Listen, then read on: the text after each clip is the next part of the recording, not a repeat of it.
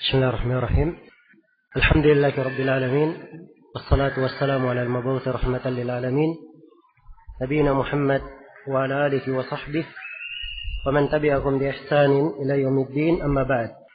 Baik, telah kita baca al-qaidatul ula, kaidah yang pertama dari pembahasan al-qawaid al-arba', 4 kaidah penting dalam memahami Islam.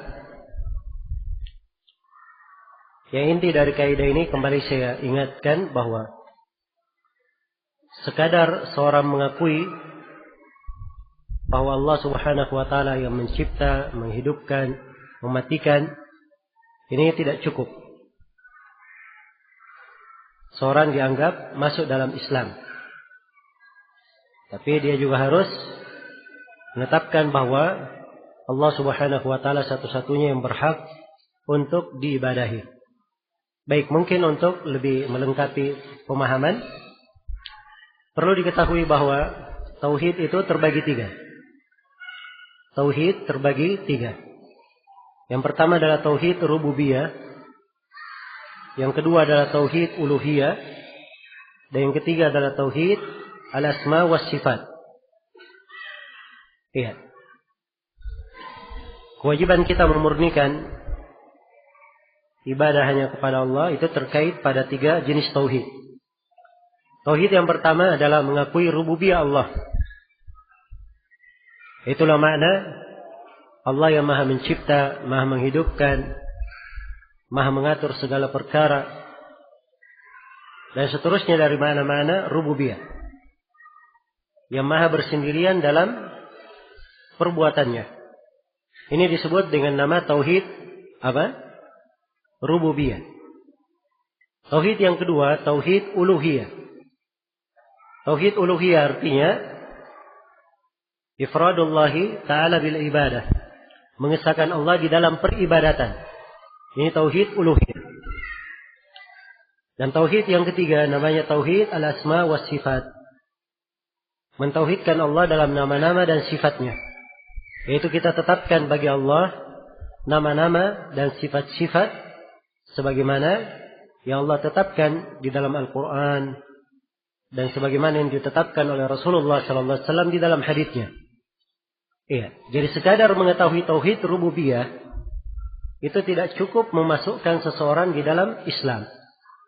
Bahkan dia harus mengimani 3 jenis tauhid sekaligus. Tauhid rububiyah, tauhid uluhiyah, dan tauhid apa? Asma wa sifat.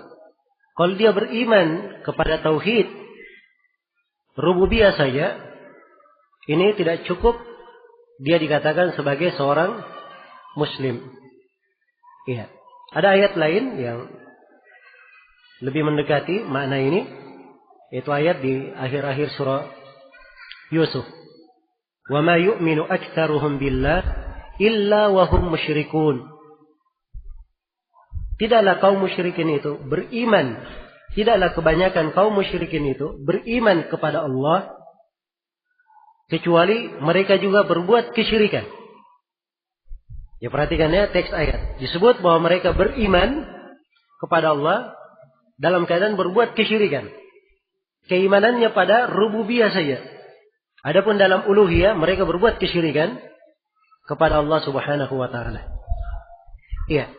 Jadi saya simpulkan dari kaidah ini bahwa keislaman yang dianggap keislaman yang benar itu tidak cukup mengakui bahwa Allah yang mencipta, menghidupkan, mematikan, memberi rezeki, mengatur segala perkara. Itu tidak cukup. Siapa yang berdoa kepada selain Allah, menduakan Allah di dalam ibadah, maka dia dianggap musyrik. Dianggap berbuat kesyirikan. Walaupun dia mengakui bahwa Allah yang mencipta, menghidupkan, dan memberi rezeki. Iya. Ini inti dari kaidah yang pertama. Dan insyaallah ini adalah kaidah yang sangat bermanfaat.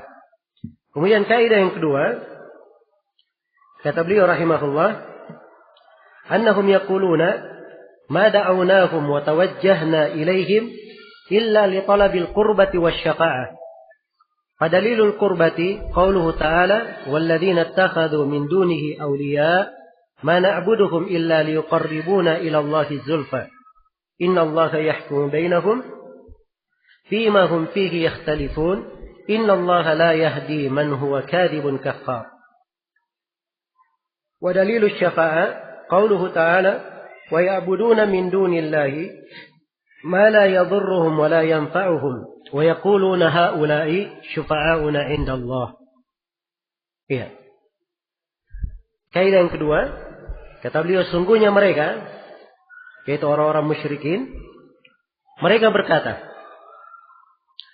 tidaklah kami berdoa kepada mereka, yakni kepada sembahan-sembahan mereka.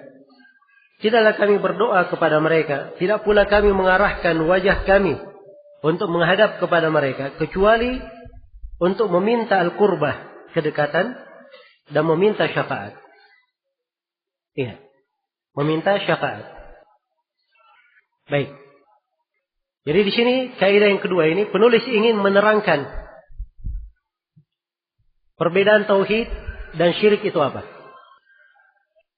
Orang yang bertauhid itu dia hanya meminta kepada Allah, memohon kedekatan hanya kepada Allah, dan mereka meyakini bahwa syafaat itu hanya milik Allah Subhanahu wa taala saja. Dan di dalam kaidah ini penulis terangkan bahwa kaum musyrikin ketika ditanya, kenapa kalian berbuat kesyirikan? Apa yang menyebabkan kalian jatuh di dalam kesyirikan? Kenapa kalian berdoa, beribadah kepada berhala-berhala kalian? Kenapa kalian beribadah kepada Al-Lat, Al-Uzza, Al-Manah? Ada yang beribadah kepada malaikat, ada yang menyembah nabi, ada yang menyembah matahari, menyembah bulan. Macam-macamnya ibadah kaum musyrikin, sebagaimana yang kita akan jelaskan nanti. Kenapa kalian beribadah kepada selain Allah? Maka mereka beralasan, kami beribadah, kami berdoa kepada mereka, menghadapkan wajah kami kepada mereka, itu hanya mencari kedekatan saja, mencari kurbah. Karena mereka ini orang-orang salih, para malaikat, para nabi, dan sembahan-sembahan mereka itu adalah orang salih. Mereka ini dekat kepada Allah. Maka kata mereka, karena mereka dekat kepada Allah, kami meminta kepada mereka supaya disambung kepada Allah. Jelas ya? Inilah letak kesyirikan kaum musyrikin. Letak kesyirikan kaum musyrikin. Jadi mereka beribadah untuk mencari kedekatan kepada Allah. Jadi mereka beribadah kepada sembahannya untuk apa? Supaya mereka sangka sembahannya ini lebih mendekatkan mereka kepada Allah. Itu sangkaan kaum musyrikin. Yang kedua, mereka juga menyangka alasannya, kalau dia beribadah kepada sembahannya orang-orang saleh, kepada malaikat, kepada nabi, dan seterusnya dari apa yang disembah oleh kaum musyrikin, adalah untuk mencari syafaat. Mencari syafaat. Ini kata syafaat, istilah ya, saya perlu terangkan supaya paham apa makna syafaat. Syafaat secara bahasa adalah lawan dari ganjil. Lawan ganjil apa? Genap ya. Kenapa dikatakan syafaat? Karena dia tadinya sendiri dengan kawannya yang membantu, menjadilah dia berapa? Menjadi genap. Makanya disebut syafaat. Syafaat itu adalah menjadi perantara untuk orang lain. Secara istilah, syafaat at-tawassutu lil ghair bijalbi manfaatin aw daf'i madarratin. Adalah menjadi perantara bagi orang lain agar orang lain ini dapat kebaikan atau tertolak darinya bahaya. Contoh syafaat misalnya, ada orang yang berhutang ya. Dia datang ke saya, minta bantuan untuk melunasi hutangnya. Saya bilang saya tidak punya sesuatu yang saya bisa berikan. Tapi saya kenal kepada si fulan. Kamu datang kepada si fulan, nanti saya bicara kepadanya. Jelas ya?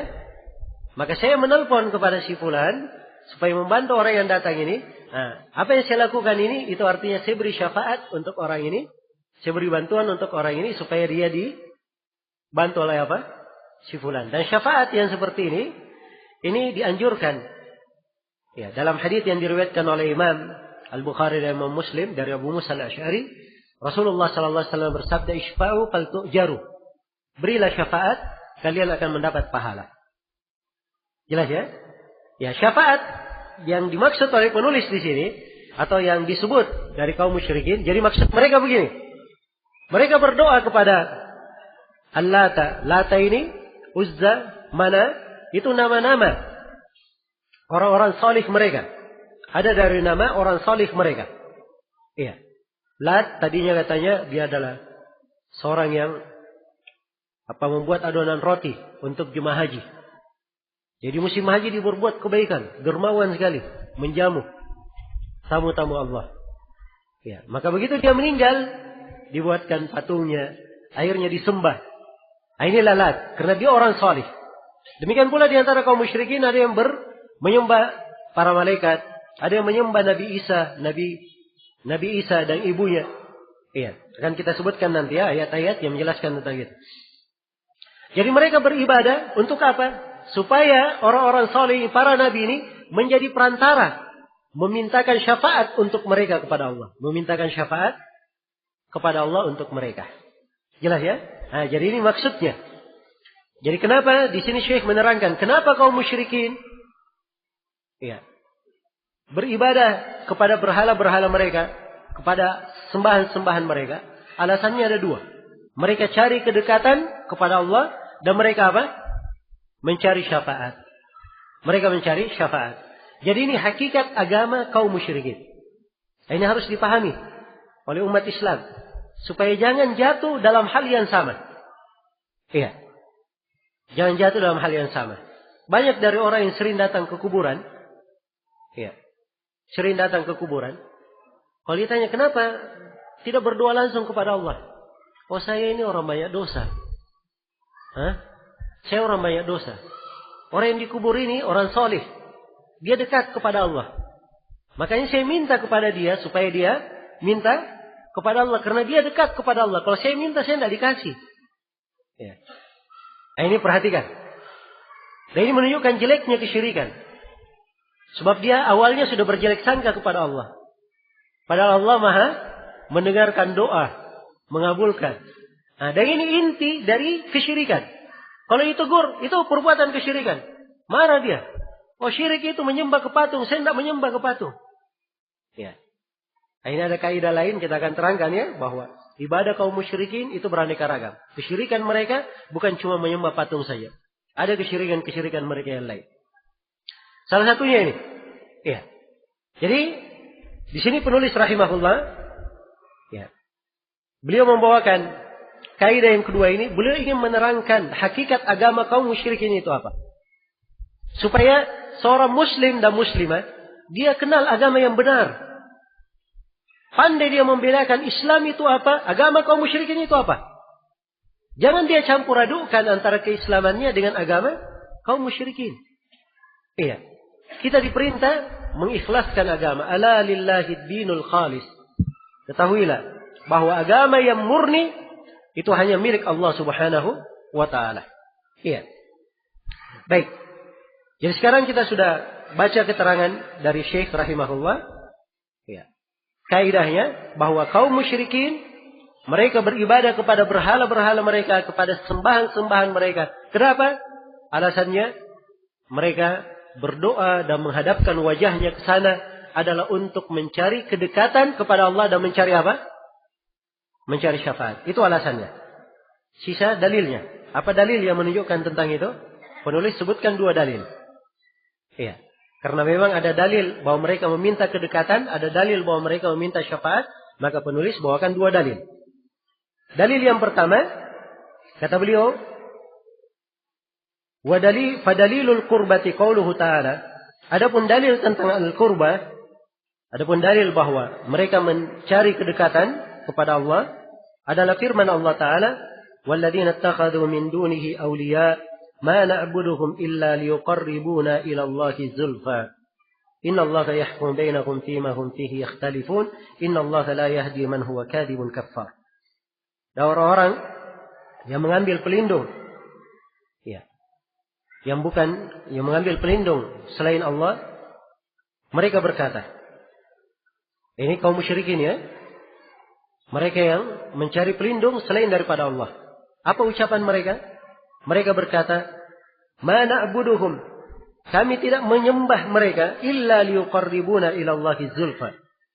Kecuali supaya mereka mendekatkan kami kepada Allah dengan sedekat-dekatnya. Ini nas tegas dalam ayat. Bahwa kaum musyrikin melakukan ibadah kepada berhala dan sesembahan mereka, alasannya ini. Mencari kedekatan kepada Allah. Supaya sembahan dan berhala mereka mendekatkan mereka kepada Allah dengan sedekat-dekatnya. Iya. Kemudian Allah mengancam perbuatan ini. Sungguhnya Allah memutuskan di antara mereka tentang sesuatu yang mereka perselisihkan. Ini ancaman ya, peringatan. Ya, mereka menyelisih tentang hal itu, akan Allah putuskan pada hari kiamat. Dan Allah ingatkan bahwa Allah tidak memberi petunjuk kepada orang-orang yang pendusta lagi kafir mengingkarinya. Sebab orang yang mengatakan bahwa itu mendekatkan kepada Allah, itu adalah kedustaan. Dan itu adalah kekufuran. Ya, kekufuran. Allah Subhanahu wa taala tidak ridha ada ibadah dengan perantara. Ya. Allah hanya ridha ibadah langsung kepadanya. Tidak boleh ada perantara dalam Islam. Ya. Tidak boleh menjadikan nabi sebagai perantara, tidak boleh menjadikan malaikat sebagai perantara, apalagi makhluk selain daripada keduanya. Tidak boleh ada menjadi perantara. Siapa yang ingin beribadah kepada Allah, dia beribadah langsung kepada Allah Subhanahu wa taala. Tidak boleh ada perantara sama sekali. Ini pokok dari agama Islam. Pokok dari agama kaum muslimin. Bahwa mereka beribadah langsung kepada Allah, tidak ada perantara. Allah berfirman, "Wa qala rabbukum ud'uni astajib lakum." Dan berkata Rabb kalian, beribadahlah kalian kepadaku. Pasti aku akan kabulkan ibadah kalian. Ya, dan Allah Subhanahu wa taala berfirman, "Wa idza sa'alani ibadi wa idza sa'ala ibadi anni faqul inni qaribun ujibu da'watad da'i idza da'an." Idza sa'alaka ibadi anni faqul inni qaribun ujibu da'watad da'i idza da'an. Apabila hamba-hambaku bertanya tentang aku, katakanlah sesungguhnya aku Maha dekat. Aku mengabulkan ibadah orang yang beribadah kepada aku. Iya. Ya, kita diperintah beribadah secara langsung. Iya. Karena itu seluruh masjid, seluruh jenis ibadah hanya milik Allah. Tidak boleh diserahkan kepada siapapun. Wa annal masajida lillah fala tad'u ma'allahi ahada. Sungguhnya masjid-masjid, tempat-tempat ibadah atau tempat-tempat sujud yang dipakai untuk ibadah, semuanya adalah milik Allah. Jangan kalian menggunakan masjid-masjid itu untuk beribadah kepada siapapun bersama Allah Subhanahu wa taala. Iya. Maka segala ibadah hanya untuk Allah. Harus beribadah langsung. Itulah agama kaum muslimin. Adapun yang beribadah kepada berhala, kepada orang-orang salih, para nabi yang sudah mati, menjadikan mereka sebagai perantara, itu adalah agama kaum musyrikin, bukan agama umat Islam. Nah, ini pokok yang ingin ditegaskan oleh Syekh di sini. Harus dibedakan. Apa itu agama umat Islam dan apa agama kaum musyrikin. Baik, itu dalil tentang kedekatan. Bahwa kaum musyrikin beribadah kepada sembahan mereka untuk mencari kedekatan kepada Allah. Ya. Yang kedua, dalil tentang syafaat. Bahwa kaum musyrikin beribadah kepada sembahan mereka untuk mencari syafaat.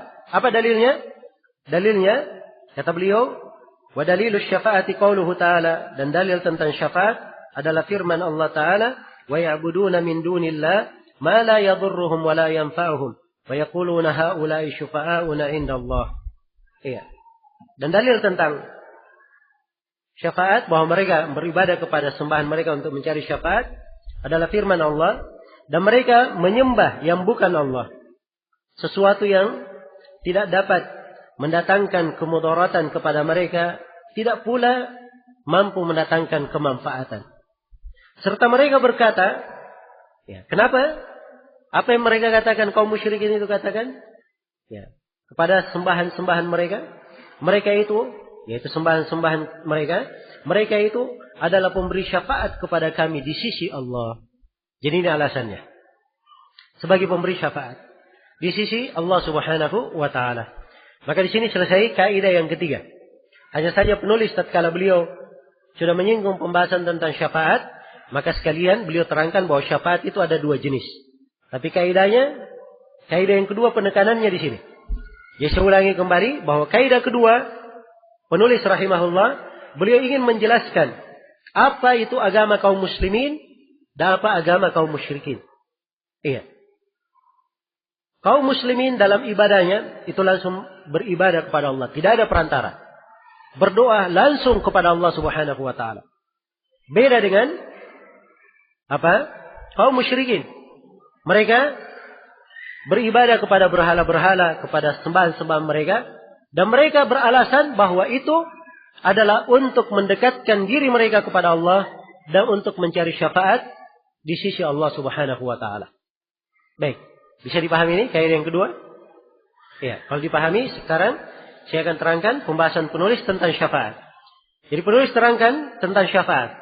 Ketika sudah disinggung bahwa salah satu alasan kaum musyrikin beribadah kepada sembahan mereka karena mencari syafaat di sisi Allah, maka penulis bantah sangkaan ini dengan beliau menjelaskan dua bentuk syafaat.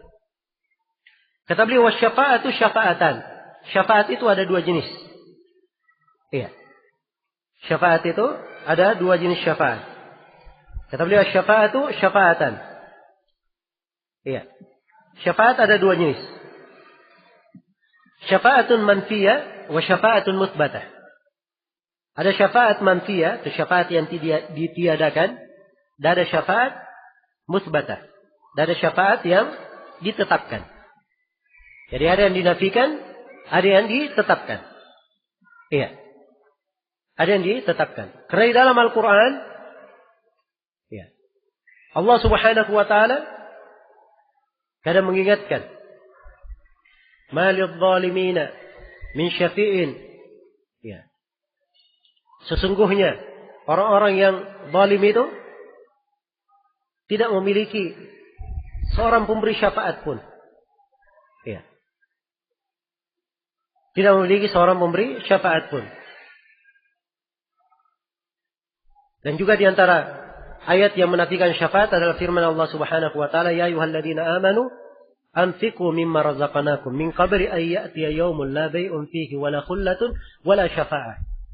Wahai orang-orang yang beriman, berinfaklah kalian terhadap rezeki yang kami berikan kepada kalian sebelum datang hari kiamat yang tidak ada lagi jual beli pada hari itu. Tidak ada lagi hubungan kecintaan dan tidak ada syafaat. Ya. Jadi ada dalil-dalil dinafikan syafaat. Nah, ini berarti menunjukkan bahwa ada syafaat yang ditiadakan. Syafaat yang model ini tidak ada. Tidak mungkin didapatkan. Jelas ya? Ini syafaat yang pertama. Syafaat yang kedua adalah syafaatun musbatah. Adalah syafaat yang ditetapkan. Ya. Syafaat yang ditetapkan. Yang ditetapkan itu adalah syafaat yang diberikan untuk orang-orang yang bertauhid. Ya. Untuk orang-orang yang bertauhid. Karena itu dalam banyak ayat disebutkan. Ya.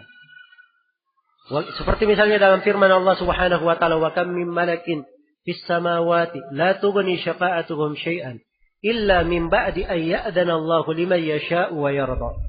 Betapa banyak dari para malaikat di langit syafaatnya tidak bermanfaat kecuali setelah Allah izinkan. Ya.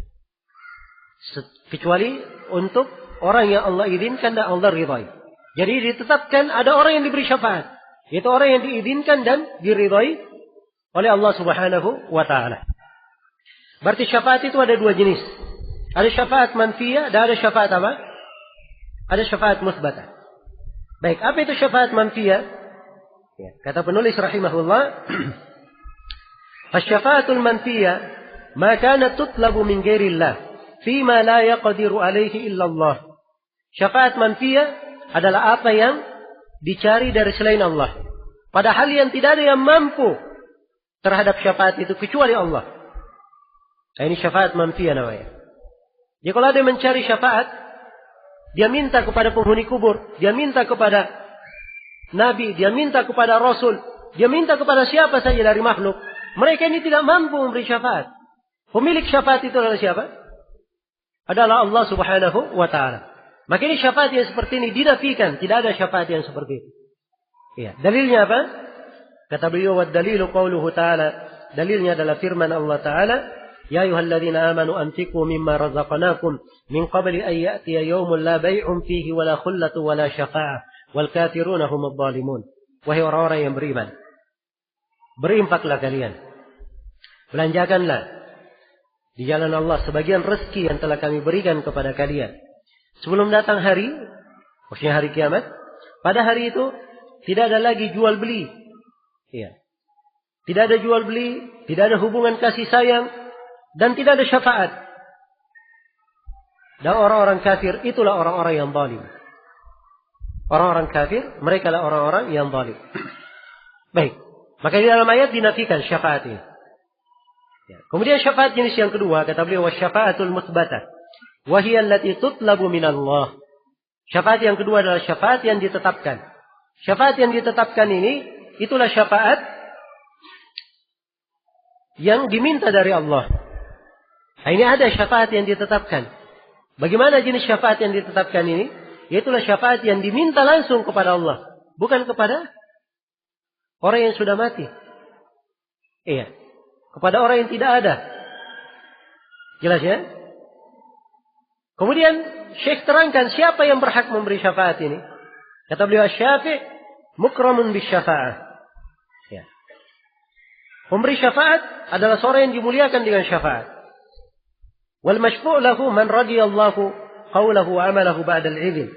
Dan yang sementara penerima syafaat adalah orang yang ucapan dan amalannya diridhai oleh Allah setelah mendapat izin darinya. Kama qala ta'ala, sebagaimana firman Allah Ta'ala, man dzalladzi yashfa'u 'indahu illa bi'idznih. Tidak ada yang dapat memberi syafaat di sisi Allah kecuali dengan izinnya. Berarti ada syafaat yang ditetapkan, ada syafaat yang didapatkan, tapi syafaat ini didapatkan dengan izin Allah. Dan inilah syafaat untuk ahli tauhid, untuk orang-orang yang bertauhid saja, memurnikan ibadahnya hanya kepada Allah. Jelas ya? Jadi dengan ini kita sudah paham apa itu pembahasan syafaat. Syafaat itu milik Allah Subhanahu wa taala. Ya, jelas ya? Kalau seorang ingin mendapat syafaat, ya, dia minta kepada Allah Subhanahu wa taala. Tapi misalnya kalau Nabi Muhammad hidup, ya, atau di hari kiamat nanti kita meminta kepada para nabi supaya bermohon kepada Allah, itu tidak ada masalah. Sebab masih hidup. Ada. Tapi sekarang para nabi sudah meninggal. Para malaikat kita tidak lihat. Maka tidak boleh meminta syafaat kepada mereka. Itu dihitung dari kesyirikan. Iya, jelas ya? Karena itu penulis terangkan bahwa pemilik syafaat adalah Allah.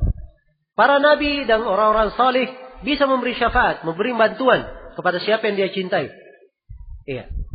Ini meminta supaya sebagian dari yang dia cintai diampuni dosanya. Ada yang dimintakan untuknya supaya ditinggikan derajatnya. Iya. Maka itu memungkinkan. Tapi ini kalau orangnya hadir, ada, masih hidup. Hadir, ada, hidup, dan dia mampu untuk hal tersebut. Mampu untuk hal tersebut. Iya. Adapun kalau sudah meninggal, maka ini tidak boleh diminta syafaat darinya. Nah, dan dari sini, kalau kita sudah memahami bahwa syafaat terbagi dua, akan jelas bagi kita bahwa syafaat yang dicari oleh kaum musyrikin, itu syafaat jenis yang mana? Jenis yang mampi atau musbatah? Syafaat yang ditiadakan, itu yang mereka cari. Dan itu syafaat yang seperti itu tidak ada. Kalau ingin mencari syafaat, syafaat itu diminta kepada Allah Subhanahu wa taala. Atau kita berdoa kepada Allah, ya Allah, jadikanlah nabimu Nabi Muhammad kelak pada hari kiamat memberi syafaat untukku. Itu boleh. Ya, tidak ada masalah ya. Sebab dia berdoa kepada Allah, bukan berdoa kepada Nabi Muhammad. Berdoa kepada Allah supaya Nabi Muhammad dijadikan sebagai orang yang memberi syafaat baginya pada hari kiamat. Tapi kalau dia langsung berdoa, wahai Nabi Muhammad, berilah syafaat untukku, ini boleh atau tidak? Ini tidak diperbolehkan. Itulah syirik akbar. Itulah kesyirikan kaum musyrikin.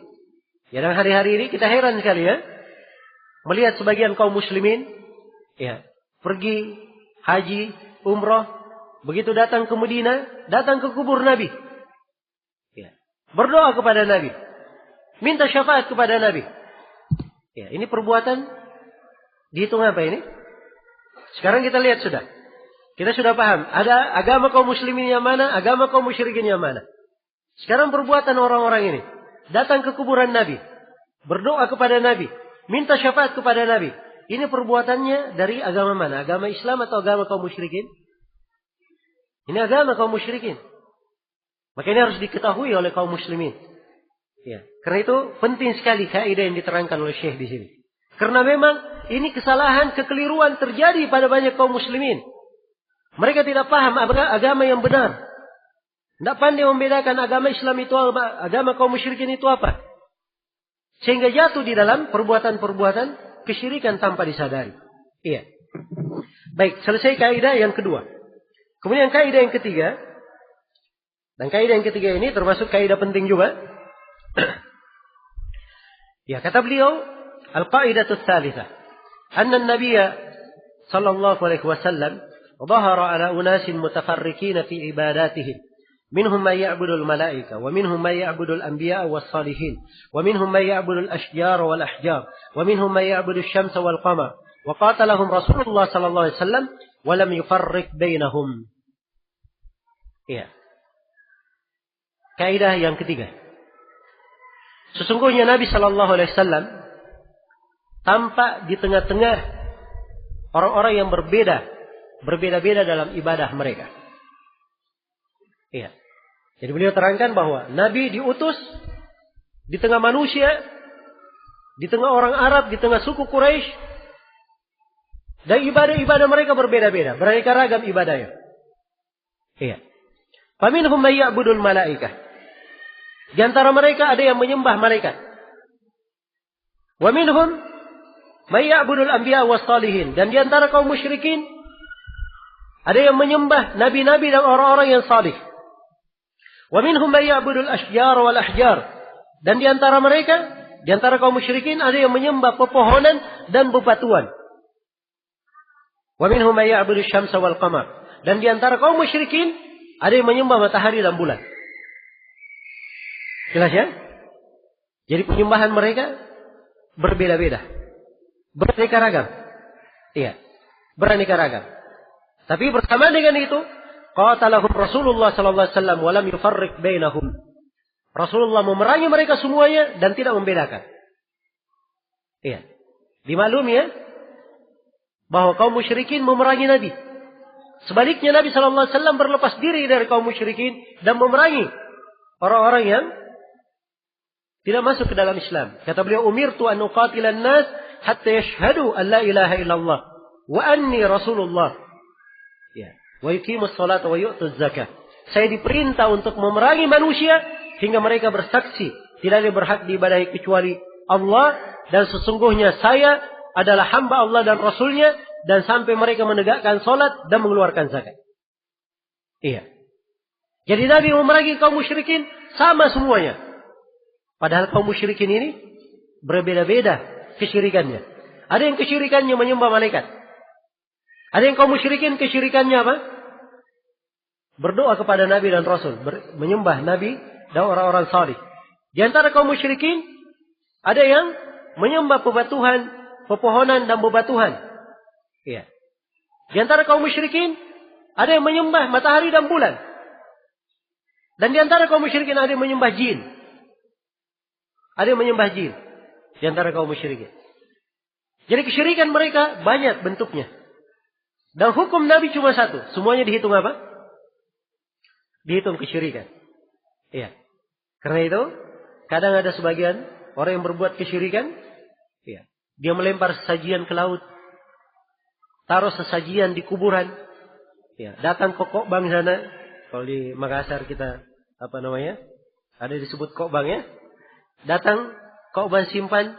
Ya. Menyembelih hewan di sana. Kemudian taruh makanan-makanan. Ya. Kalau ditegur itu perbuatan kesyirikan, jawabannya ya. Orang musyrik itu menyembah patung. Saya ini tidak menyembah patung. Ya. Maka kalau kita paham kaidah ini gampang untuk menjawabnya. Katakan bahwa kaum musyrikin di masa Nabi tidak semuanya menyembah patung. Ada yang menyembah malaikat. Ya. Ada yang menyembah matahari, ada yang menyembah bulan. Tapi hukumnya semuanya apa? Sama, dihukum kesyirikan. Sebab pokoknya dia menyerahkan ibadah kepada selain Allah. Itu pokoknya. Iya. Dia beribadah kepada malaikat. Itu artinya menyerahkan ibadah bukan kepada Allah. Dia menyembah para nabi dan orang-orang saleh. Itu artinya menyerahkan ibadah bukan kepada Allah. Ya. Dia menyembah bebatuan dan pepohonan. Itu artinya dia beribadah bukan kepada Allah. Sama semua. Ya. Tidak dilihat kepada bagaimana jenis dan bentuk kesyirikannya. Tapi dilihat perbuatan tersebut adalah ibadah diserahkan kepada selain Allah. Itulah kesyirikan. Itulah kesyirikan. Ya. Dan Nabi memerangi mereka semuanya sama hukumnya. Tidak dibedakan. Apa dalilnya? Dalilnya, wad-dalilu qauluhu ta'ala, wa qatiluhum hatta la takuna fitnatun wa yakuna ad-dinu lillah. Perangilah mereka supaya jangan ada fitnah dan supaya agama itu semata-mata hanya untuk Allah. Ya. Jadi Nabi diperintah untuk memerangi kaum musyrikin seluruhnya. Iya. Supaya jangan ada fitnah. Fitnah yang dimaksud di sini adalah kesyirikan. Jangan sampai terjadi kesyirikan. Ya, karena itu ayat wal fitnatu akbaru minal qatl. Ya. Itu artinya adalah kesyirikan. Sebab syirik adalah dosa yang paling besar. Dosa yang paling besar. Fitnah yang paling besar. Iya. Baik. Setelah kita ketahui kaidah ini, mungkin untuk cabang kaidah kita perlu dalil-dalil lain. Ya, mungkin ada yang bertanya kepada penulis, apa dalilnya bahwa kaum musyrikin ada yang menyembah malaikat? Apa dalilnya bahwa kaum musyrikin ada yang menyembah para nabi dan orang-orang saleh? Apa dalilnya bahwa kaum musyrikin ada yang menyembah pepohonan dan bebatuan? Apa dalilnya bahwa kaum musyrikin ada yang menyembah matahari dan bulan? Apa dalilnya? Nah, penulis terangkan dalilnya satu persatu. Kata beliau, wa dalilus syamsi wal qamar qauluhu ta'ala. Adapun dalil matahari dan bulan, ya maksudnya dalil ada yang menyembah matahari dan bulan. Dalilnya adalah firman Allah Subhanahu wa ta'ala. Wa min ayatihi al-lailu wan-nahar wasyamsu wal-qamar la tasjudu lisyamsi wala lil-qamar wasjudu lillahi alladhi khalaqahunna in kuntum iyyahu ta'budun. Dan di antara tanda-tanda kekuasaan Allah adalah malam, siang, matahari dan bulan. Ya, ini tanda-tanda kekuasaan Allah ya. Malam, siang, matahari dan apa? Bulan. Setelah diingatkan bahwa itu tanda kebesaran Allah, Allah tegaskan, la tasjudu lisyamsi wala lilqamar. Janganlah bersujud menyembah matahari maupun bulan. Ya, sekarang dikatakan jangan kalian bersujud kepada matahari dan bulan. Ini kira-kira ada yang bersujud di waktu itu atau tidak ada? Kalau tidak ada yang bersujud, untuk apa diingatkan jangan bersujud? Jelas ya? Ini menunjukkan bahwa dari kaum musyrikin ada yang bersujud kepada matahari dan bulan. Karena itu diingatkan bahwa siang, malam, matahari, bulan itu tanda kebesaran Allah. Semuanya makhluk-makhluk Allah. Karena mereka makhluk tidak pantas untuk diibadahi. Makanya janganlah kalian bersujud kepada matahari, jangan pula kalian bersujud kepada bulan. Tapi bersujudlah kepada Allah yang menciptakan mereka semua. Kalau memang kalian beribadah hanya kepada Allah. Ini jelas ya? Berikutnya, kata beliau, wa dalilul malaikah qauluhu ta'ala, dan dalil tentang ada yang menyembah malaikat adalah firman Allah Ta'ala, wa la ya'murakum an tattakhidul malaikata wan nabiyyina arbaba. Dan Allah tidak pernah memerintah kalian. Iya. Dan ini tidak wajar pula bagi Allah Subhanahu wa ta'ala atau bagi Nabi itu, ini berkaitan dengan agama Nabi Muhammad, dan Nabi itu tidak pernah menyuruh kalian untuk menjadikan para malaikat dan para nabi sebagai rob-rob. Sebagai rob-rob yang diibadahi dan disembah. Diingatkan bahwa para malaikat dan para nabi bukan yang berhak untuk diibadahi.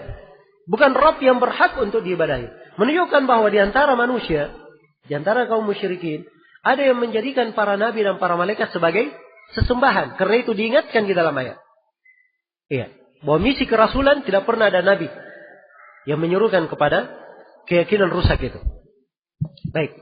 Kemudian berikutnya, wa dalilul anbiya qauluhu ta'ala, dan dalil ya tentang ada yang menyembah para nabi adalah firman Allah Ta'ala. Ya, sebenarnya dalil sebelumnya sudah cukup ya. Tapi di sini penulis menambahkan dalil yang lain. Kata beliau, wa idh qala Allahu ya Isa ibn Maryam, anta qulta lin-nasi ittakhiduni wa ummi ilahaini min dunillah. Qala subhanaka ma yakunu li an aqula ma laysa li bihaq. In kuntu qultuhu faqad alimta. Ta'lamu ma fi nafsi wa la a'lamu ma fi nafsik. Innaka anta 'allamul ghuyub. Dan ingatlah ketika Allah berfirman, wahai Isa putra Maryam, adakah kamu mengatakan kepada manusia, jadikanlah saya dan ibuku sebagai dua orang Tuhan selain daripada Allah, dua orang yang disembah selain daripada Allah? Iya. Ini pertanyaan Allah kepada siapa? Nabi Isa alaihi salam. Iya. Sebutkan di dalam Al-Quran. Adakah pernah engkau Nabi Isa mengatakan bahwa jadikanlah saya dan ibuku sebagai dua yang disembah selain daripada Allah? Apa jawaban Nabi Isa? Ya. Kata beliau, subhanaka ma yakunu li an aqula ma laysa li bihaq. Maha suci engkau ya Allah. Tidak patut bagi saya mengatakan sesuatu yang bukan merupakan hakku. Iya. In kuntu qultuhu faqad alimtah. Ta'lamu ma fi nafsi wa la a'lamu ma fi nafsik. Apabila jika saya pernah mengatakan hal itu, ya, tentunya engkau telah mengetahuinya. Engkau mengetahui, maha mengetahui apa yang ada pada diriku. Sedangkan saya tidak mengetahui apa yang ada pada dirimu. Ya. Innaka anta 'allamul ghuyub. Sesungguhnya engkau maha mengetahui perkara yang gaib. Jadi perhatikan ya, di dalam ayat ini Allah terangkan bahwa ada yang menjadikan Nabi Isa dan ibunya sebagai apa? Sebagai yang disembah dan diibadahi. Iya. Sebagai yang disembah dan yang diibadahi. Baik. Dan saya tadi sebutkan ya bahwa di antara kaum musyrikin ada yang menyembah jin. Ada yang menyembah jin. Iya. Nah ini akan datang di penyebutan dalil yang lainnya. Sekarang dalil berikutnya kata beliau, wa dalilus salihin qauluhu ta'ala. Ulaika alladziina yad'uuna yabtaghuuna ila rabbihimul wasilata ayyuhum aqrab wa yarjuuna rahmatahu wa yakhafuna 'adzabah. Ya, dalil ada yang menyembah. Tentang adanya yang menyembah orang-orang salih adalah firman Allah Ta'ala.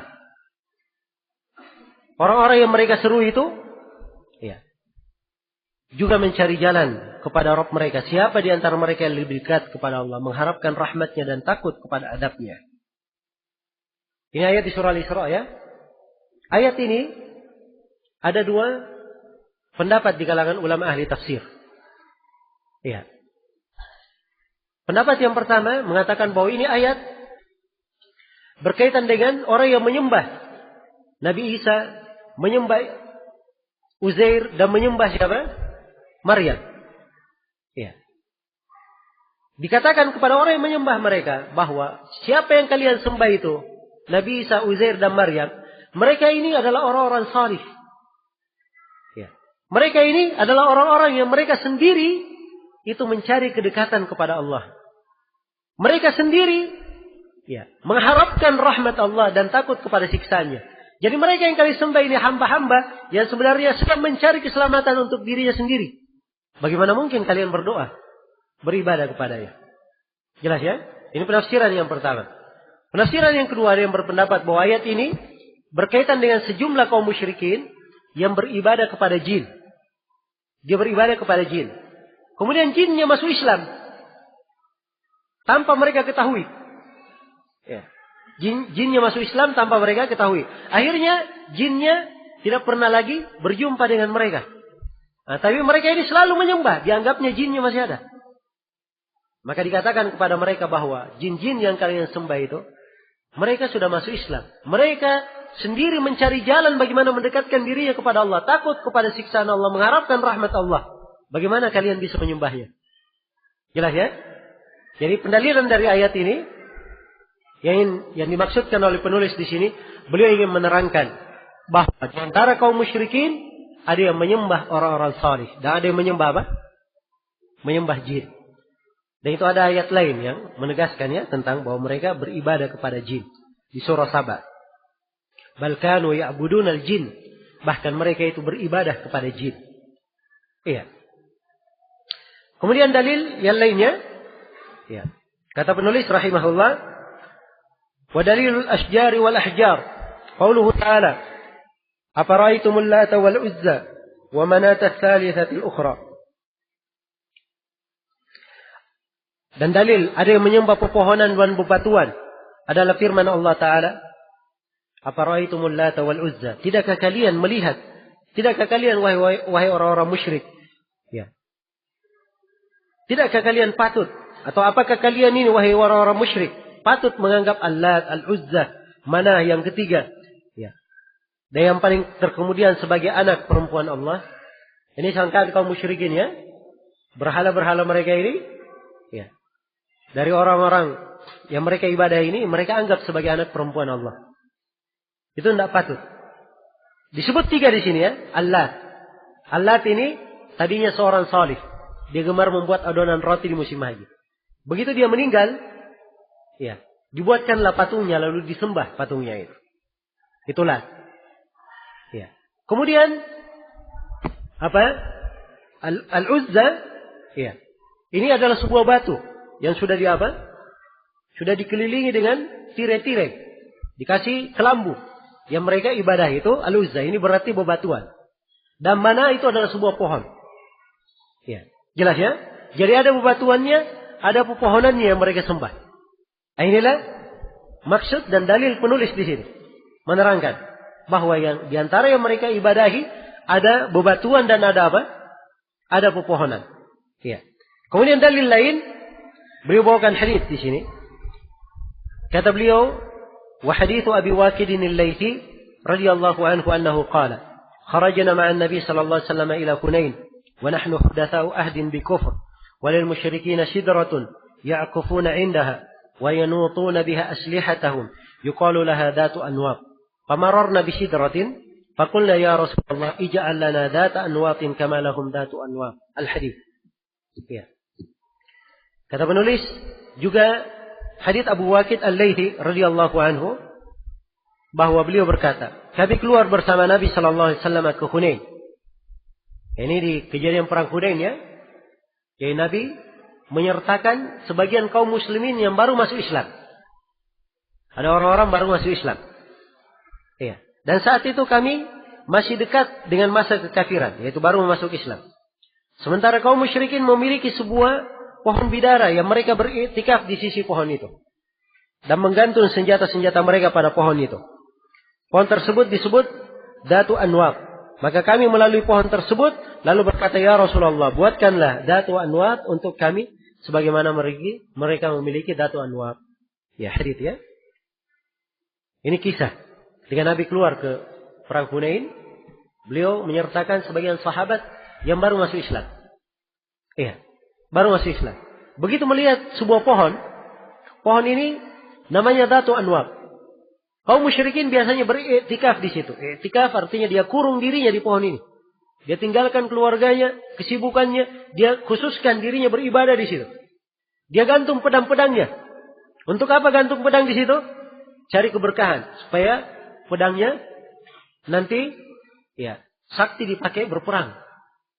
Ya. Jelas, ya? Ini perbuatan kaum musyrikin. Kalau sekarang ini di antara kaum muslimin, banyak sekali. Ya. Ritual yang seperti itu. Ada yang simpan keris, simpan parang, ya, macam-macam. Yang modelnya macam-macam juga. Ada yang dikelambui, ya. Ada yang dibawa ke gunung, ada yang ditanam, ya. Beraneka ragam. Ya. Kalau kaum musyrikin, dia gantung di sebuah pohon. Dianggap pohon ini berberkah. Ya. Jelas, ya? Nah, jadi perhatikan sisi pendalilan penulis di sini. Beliau hanya ingin menerangkan bahwa kaum musyrikin punya pohon tempat mereka beribadah. Ada yang beribadah kepada pepohonan. Iya. Jadi selesai, ya. Ini dalil atau kaidah yang ketiga ini sederhana, tapi manfaatnya besar.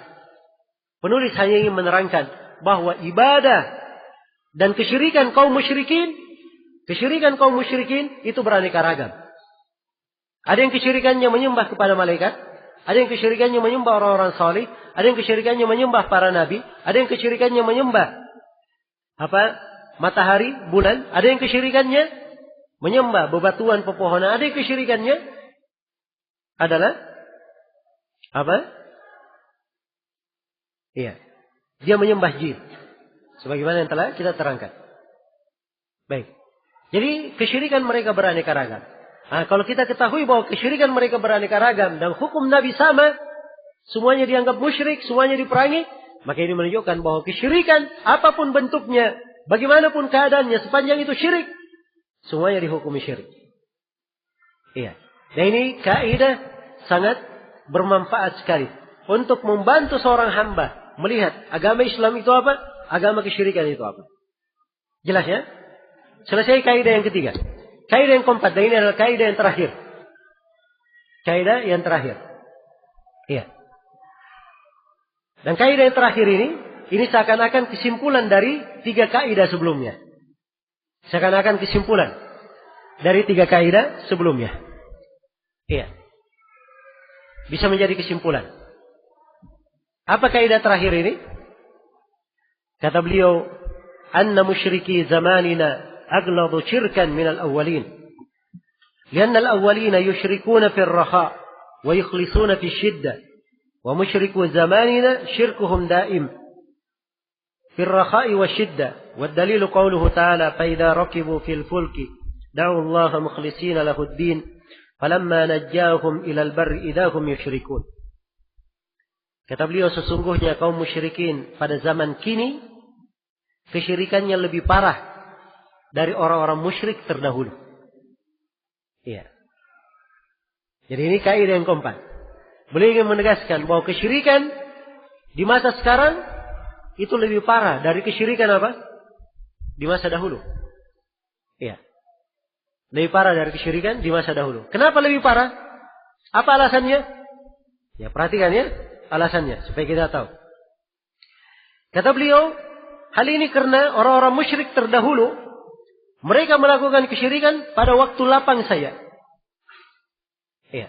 Jadi syiriknya kaum musyrikin dahulu, kalau waktu senang, waktu lapang, banyak nikmat, berbuat kesyirikan.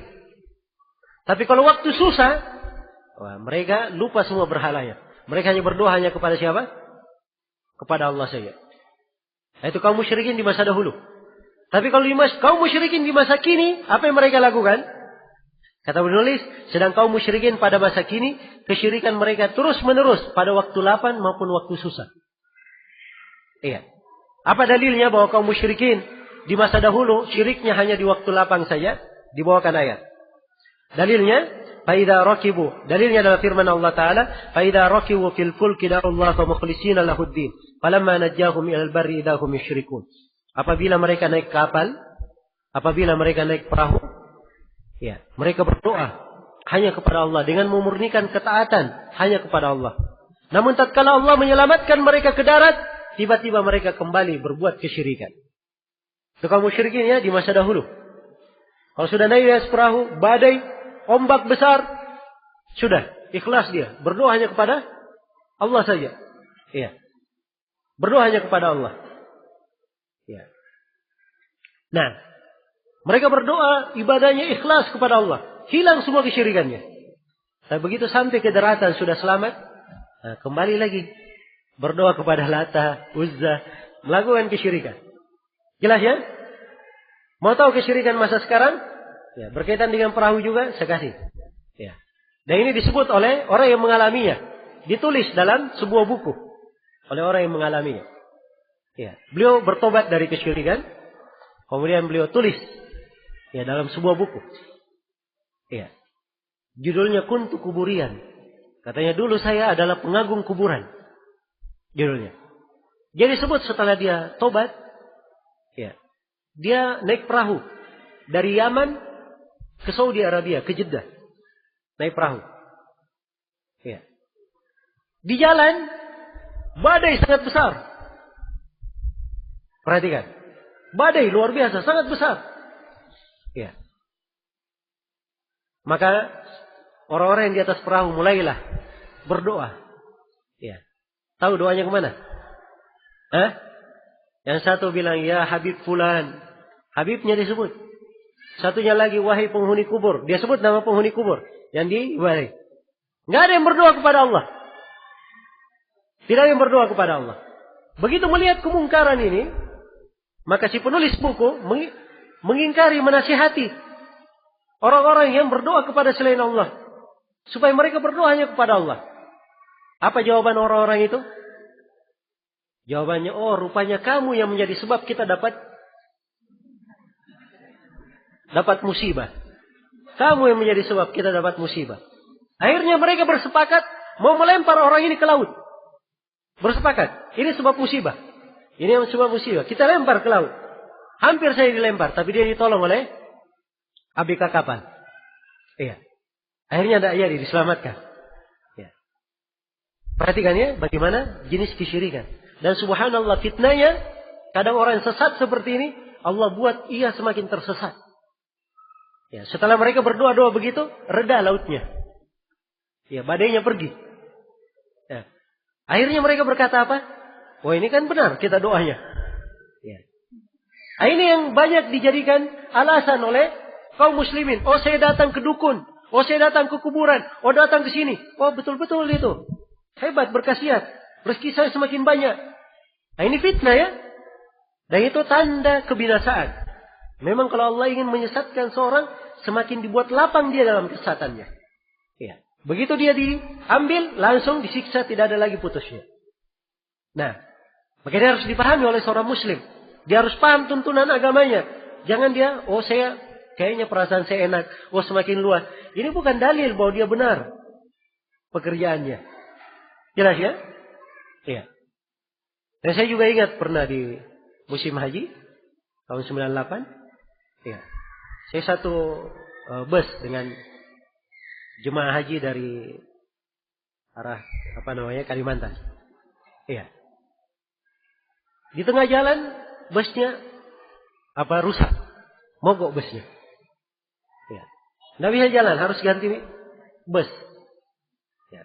Ada anak muda, ya pakai sorban, pakai syal diikat pakai selendang diikat dirinya, kemudian sambil zikir, qomat kamit, ya berdoa. Apa yang dia baca? Dia sebut nama-nama Habibnya. Ya.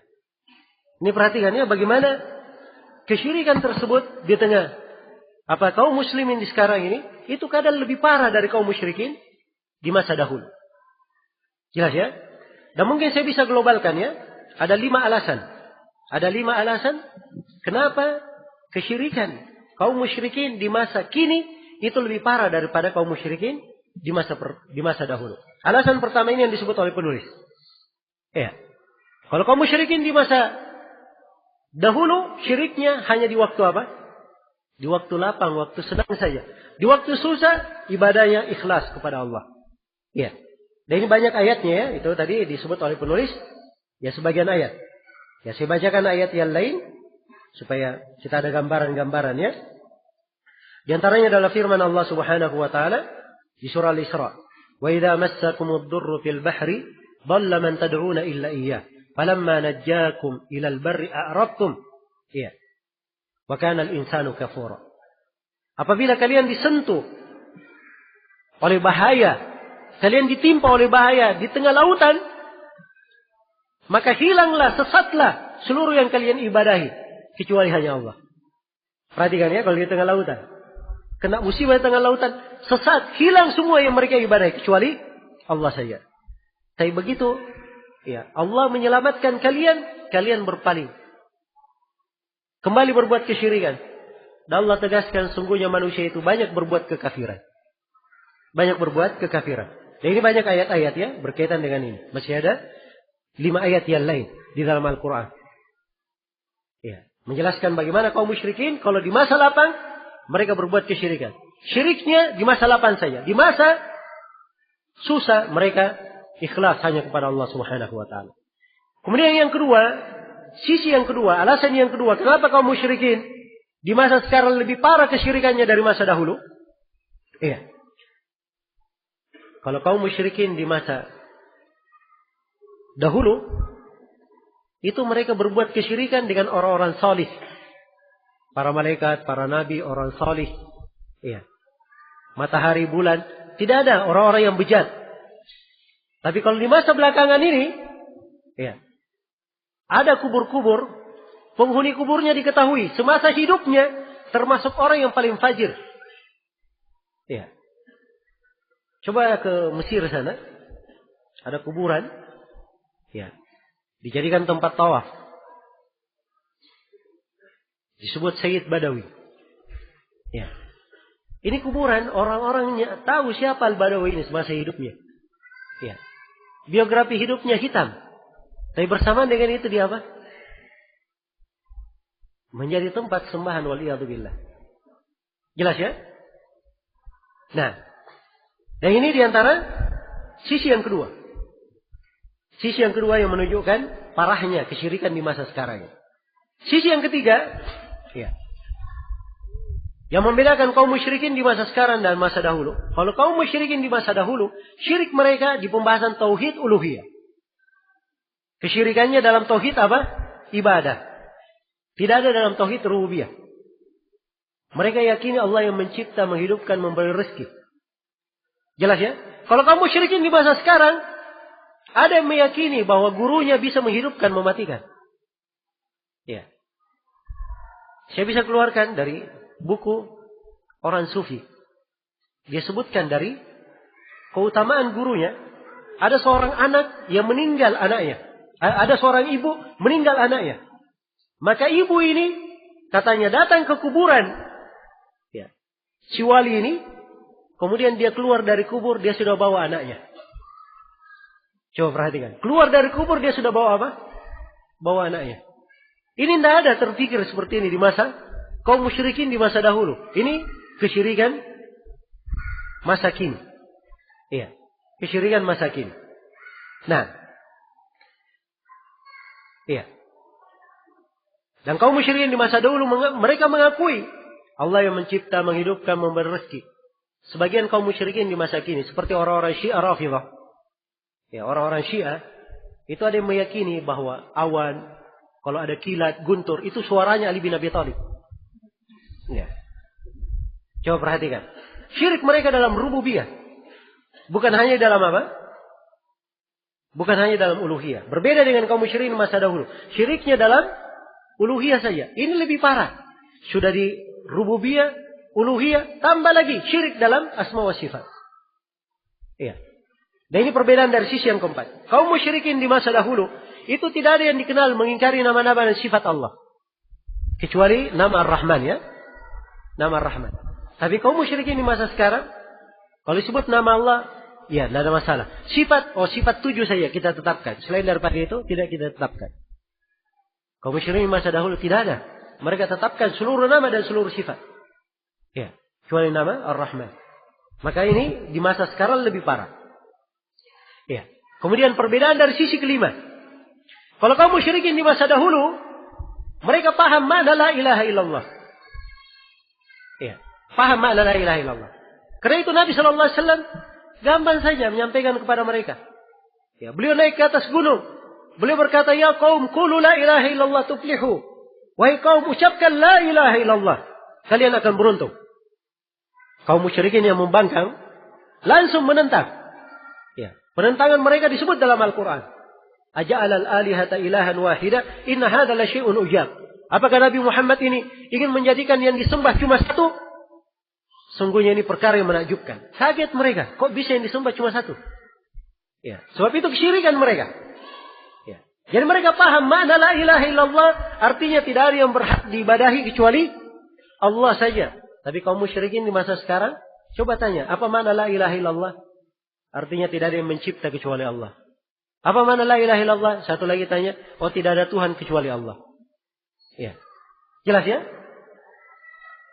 Demikian. Maka berarti kaum musyrikin di masa dahulu itu lebih paham kandungan la ilaha illallah dari kaum musyrikin, dari sebanyak kaum musyrikin di masa sekarang ini. Karena itu hendaknya kita membenahi agama kita dengan benar. Ini poin-poin penting ya. Menunjukkan bahwa banyak dari sendi-sendi agama kita, perkara-perkara pokok yang menentukan keislaman, banyak yang disamarkan. Ya. Banyak hal yang kaum muslimin tergelincir lalai darinya. Maka ini harus kita luruskan. Ini 4 kaidah penting. Kalau kita yakini dengan baik dan benar, maka ini insyaallah ta'ala adalah dasar Islam yang kuat. Fondasi tauhid bagi seorang hamba. Iya, fondasi tauhid bagi seorang hamba. Baik, ini yang kita baca dari uraian penulis rahimahullahu taala, dan dengan ini selesai sudah pembahasan 4 kaidah penting yang disebutkan oleh penulis rahimahullahu taala. Baik. Dan di akhir dari pembahasan ini, sebelum saya jawab beberapa pertanyaan hingga jam 3 nanti insyaallah, kembali saya ingatkan tentang pentingnya seorang itu mempelajari bagaimana memurnikan ibadah hanya kepada Allah. Sebab ini adalah inti dari kehidupan. Sekali lagi, inti dari kehidupan. Ya. Dan kadang kita kurang jujur ya pada diri kita. Banyak dari umat Islam, ya, subhanallah, kalau hal yang berkaitan dengan keperluan dunianya, luar biasa perhatiannya. Ya. Dari kecil, sekolah 6 tahun, masuk SD. SMP 3 tahun, SMA 3 tahun, kuliah 4 tahun. Sudah berapa tahun itu? Hah? Sudah 16 tahun semuanya. Berapa banyak biaya untuk itu? Tapi coba kita tanya diri kita. Pernahkah kita mengeluarkan biaya, memberi waktu khusus kita belajar bagaimana cara menjawab 3 pertanyaan malaikat di alam kubur? Ya. Ini kita harus jujur pada diri kita. Ya.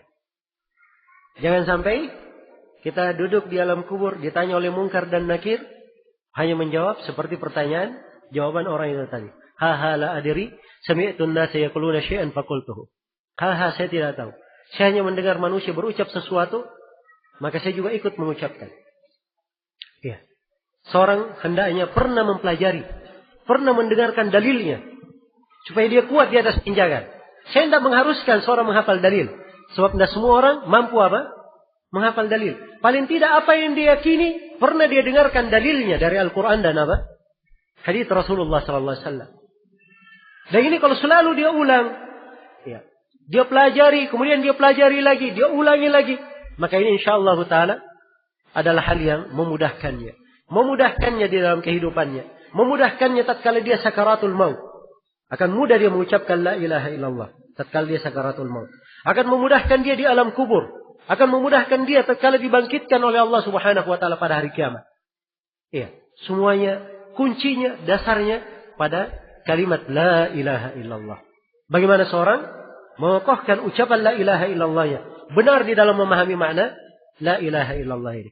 Semoga Allah Subhanahu wa taala memberikan taufik dan petunjuknya kepada kita semua menuju kepada jalan yang lurus, dan semoga Allah Subhanahu wa taala mengampuni segala dosa dan kesalahan kita, selalu mencurahkan rahmat dan kebaikannya untuk kita semua, dan semoga Allah Subhanahu wa taala menjaga kemurnian ibadah kita, menjauhkan kita semua dari segala bentuk kesyirikan. Innahu waliyyu dzalika wal qadiru alaihi wa huwa jawadun karim.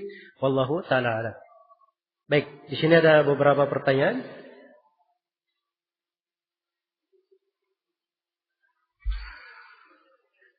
Saya akan baca ya beberapa pertanyaan ini. Ini ada yang bertanya, setelah saya baca pada halaman pertama tentang kata syirik, di situ yakni perbuatan syirik kepada Allah. Nah, yang ingin saya tanyakan adalah mana yang dikatakan, pertama mana yang dikatakan syirik dari segi apanya sehingga dikatakan menghapus amalan. Contoh lain, kedua contoh kecil besarnya itu berupa apa tentang perbuatan syirik kepada Allah. Baik. Syirik itu dasarnya adalah dia memalingkan sebuah perkara yang merupakan hak khusus bagi Allah Subhanahu wa taala. Itu yang dinamakan syirik. Saya tadi sebutkan hak khusus bagi Allah ada berapa tadi? 3. Dalam rububiyah, uluhiyah, dan apa? Asma wa sifat. Rububiyah artinya kita khususkan Allah Subhanahu wa taala satu-satunya mencipta, menghidupkan, memberi rezeki. Ya, ini hak khusus Allah yang pertama. Siapa yang mengatakan Allah, siapa yang mengatakan ada yang mencipta selain Allah, itu dia telah berbuat kesyirikan. Siapa yang mengatakan ada yang memberi rezeki selain daripada Allah, itu dia berbuat kesyirikan. Ini kesyirikan dalam rububiyah namanya. Hak khusus bagi Allah yang kedua adalah uluhiyah dalam ibadah. Siapa yang menyerahkan ibadah kepada selain Allah walaupun sedikit, itu syirik akbar namanya. Iya. Demikian pula hak khusus bagi Allah nama-nama dan sifatnya. Ya, sebagian nama dan sifat ada khusus bagi Allah. Seperti nama Allah, nama Ar-Rahman. Ya. Siapa yang menamakan anaknya dengan nama Allah? Boleh atau tidak ini? Ya, ini syirik akbar. Kalau dia namakan anaknya dengan apa? Nama Allah. Atau dia namakan anaknya dengan nama Ar-Rahman. Itu tidak boleh ya. Karena itu diantara kekeliruan umum di tengah kaum muslimin. Namanya bagus, Abdurrahman. Tapi dipanggilnya apa? Dipanggilnya Rahman. Tidak boleh. Rahman ini khusus nama Allah. Tidak boleh disebut untuk siapa? Untuk makhluk. Jelas ya? Ya, ada sebagian nama Allah boleh. Seperti Rahim. Ya, seperti Aziz. Seperti Ra'uf. Itu boleh dipakai untuk nama. Secara umum untuk manusia. Tetapi tentunya ada perbedaan ya. Antara nama Allah dan nama apa? Nama makhluk. Walaupun sama penamanya tapi beda hakikatnya. Ya, sama dengan kita di majelis ini. Ya, tentunya yang nama Abdullah atau Muhammad banyak. Muhammad. Ada 10 orang. Misalnya. Tapi beda. Antara setiap yang nama Muhammad ini beda orang-orangnya. Jadi sama penamaan, beda hakikat. Itu adalah hal yang dimaklumi di tengah makhluk. Maka antara makhluk yang mencipta tentunya lebih apa? Lebih tidak sama. Baik. Kemudian syirik itu terbagi dua. Ada syirik akbar dan ada syirik apa? Syirik asghar. Syirik akbar itu adalah syirik yang ditunjukkan oleh dalil bahwa siapa yang melakukannya dia keluar dari Islam. Itu syirik akbar namanya. Dan syirik asghar itu adalah syirik yang ditunjukkan oleh dalil orang yang melakukannya tidak keluar dari Islam. Iya. Jelas ya? Ini memang ukuran umumnya. Bagaimana cara memastikannya? Nah, ini harus dia membahas. Ya, harus mempelajari satu buku khusus tentang ini. Ada buku judulnya Kitabut Tauhid. Khusus menguraikan apa itu tauhid, apa itu syirik, bentuk-bentuk dan jenis-jenisnya. Diterangkan semuanya. Ya, dan ini dari ilmu yang wajib kita pelajari. Saya katakan wajib dipelajari. Ya. Siapa yang tidak mempelajari dia berdosa. Dan kalau dia tidak belajar dengan baik, itu saya khawatirkan, ya, dia termasuk orang yang apa? Sulit menjawab pertanyaan di alam kubur. Ya. Karena itu harus dipahami. Tauhid itu apa? Syirik itu apa? Supaya dia murni ibadahnya kepada Allah, mantap di dalam meninggalkan apa? Segala bentuk kesyirikan. Ya. Mantap di dalam meninggalkan segala bentuk kesyirikan. Baik.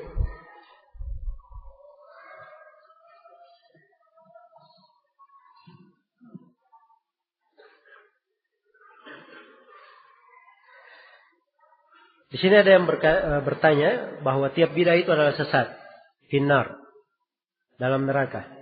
Tapi bagaimana dengan pendapat sebagian orang yang mengatakan ada bidah hasanah? Yaitu pendapat sebagian orang. Ya. Kalau pendapat manusia biasa, biarkan saja, nggak usah dipeduli. Ya. Umat Islam yang dia pegang adalah apa? Hadits Nabi Sallallahu Alaihi Wasallam. Nabi bersabda dalam hadits riwayat Muslim. Wa iyyakum wa muhdatsatil umur fa inna kulla muhdatsatin bid'ah wa kulla bid'atin dhalalah. Dalam riwayat An-Nasai wa kulla dhalalatin finnar. Hati-hati kalian dari perkara baru. Setiap perkara baru adalah sesat. Setiap perkara baru adalah bid'ah. Setiap bid'ah adalah sesat. Dan setiap kesesatan tempatnya dalam neraka. Itu hadits Nabi. Nabi berkata setiap bid'ah adalah sesat. Dia berkata bid'ah itu ada dua macam. Ada yang sesat, ada yang bagus. Ini menyelisih Nabi atau tidak? Hah? Jelas menyelisih Nabi Sallallahu Alaihi Wasallam. Ya. Jelas ya? Karena itu bid'ah dalam syariat cuma satu. Cuma sesat bid'ah itu. Tidak ada yang baik. Ya. Kalau bid'ah secara bahasa, itu mungkin. Tapi kita tidak ada kaitan dengan urusan bahasa ya. Sebab bid'ah secara bahasa, itu artinya dalam bahasa Arab bid'ah, dia membuat perkara baru, tidak ada contoh sebelumnya. Nah, itu secara bahasa. Ya, contoh mikrofon ini. Ada di masa Nabi mikrofon ini? Hah? Berarti ini ya, bid'ah, tapi bid'ah secara apa? Secara bahasa. Ini tidak ada urusannya dengan masalah apa? Masalah agama. Ya, mobil, motor, bid'ah atau bukan? Ya. Kalau mau bilang bid'ah hasanah enggak apa-apa kalau itu. Ya. Jelas ya? Tidak ada masalah. Sebab itu bid'ah secara bahasa. Tapi dalam agama semua bid'ah adalah sesat. Semua bid'ah adalah sesat. Jelas ya? Baik. Maka ini pokok di dalam masalah. Ya. Yang harus dipahami. Ya. Dan orang yang berbuat bid'ah itu jangan dianggap sepele. Sebab artinya kalau dia menganggap ini bagus, ya, maka dia harus pertanggungjawabkan mana dalilnya. Ya kan? Sebab itu artinya dia membuat syariat. Dia katakan bagus, baik, tanya apa dalilnya. Sebab itu artinya kamu telah mensyariatkan. Harus ada dalil pensyariatan. Kalau tidak ada dalilnya, tapi tetap dianggap bagus, ini yang dikatakan oleh Imam Malik, berarti dia telah menuduh Nabi Muhammad berkhianat menyampaikan agama. Kenapa? Sebab Nabi Muhammad mengajarkan semuanya. Dalilnya sudah beliau paparkan. Ya. Ini tidak ada dalam agama Nabi Muhammad. Dianggap bagus. Tidak ada dalilnya diakui. Setelah itu dia bilang bagus. Berarti itu artinya Nabi Muhammad belum menyampaikan masalah ini. Kalau Nabi Muhammad belum menyelesaikan masalah ini, berarti Nabi Muhammad apa? Berkhianat. Itu ucapan Imam Malik. Ya. Karena dalam Al-Quran Allah telah sebutkan agamanya sudah sempurna. Berarti Nabi Muhammad sudah apa? Menyampaikan seluruhnya. Tidak ada yang ditinggalkan. Karena itu hati-hati ya. Dari masalah bidah ini. Bukan perkara kecil. Bidah itu disepakati oleh ulama. Lebih berbahaya daripada dosa besar. Sepakat para ulama. Tidak ada silang pendapat. Ya. Ukuran bidah. Bidah dua macam. Ada bidah mengeluarkan dari keislaman. Dan ada bidah tidak mengeluarkan dari keislaman. Dan yang tidak mengeluarkan dari keislaman. Urutannya di atas dosa besar. Dibawa ke kekafiran. Iya. Itu urutan bidah. Maka jangan dianggap sepele hal yang berkaitan dengan bidah. Iblis lebih cinta bidah daripada maksiat. Berzina, mencuri. Ya. Tapi kalau ada yang berbuat bidah satu, iblis lebih suka orang yang berbuat bidah. Kenapa? So kalau dia berbuat maksiat, dia tahu dirinya salah. Oh ini saya salah, saya keliru. Dia tahu. Tapi kalau dia berbuat bidah, dia tidak tahu dirinya salah. Dia anggap ini perbuatannya bagus. Ya karena itu iblis. Ya, bagus kamu. Ya. Baik.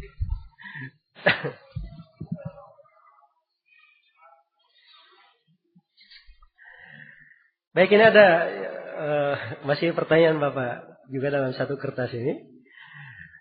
Katanya ada yang mengatakan bahwa Allah itu berada di mana-mana. Nah, kalau demikian, apakah pendapat tersebut termasuk syirik? Ya. Ya mungkin saja termasuk syirik.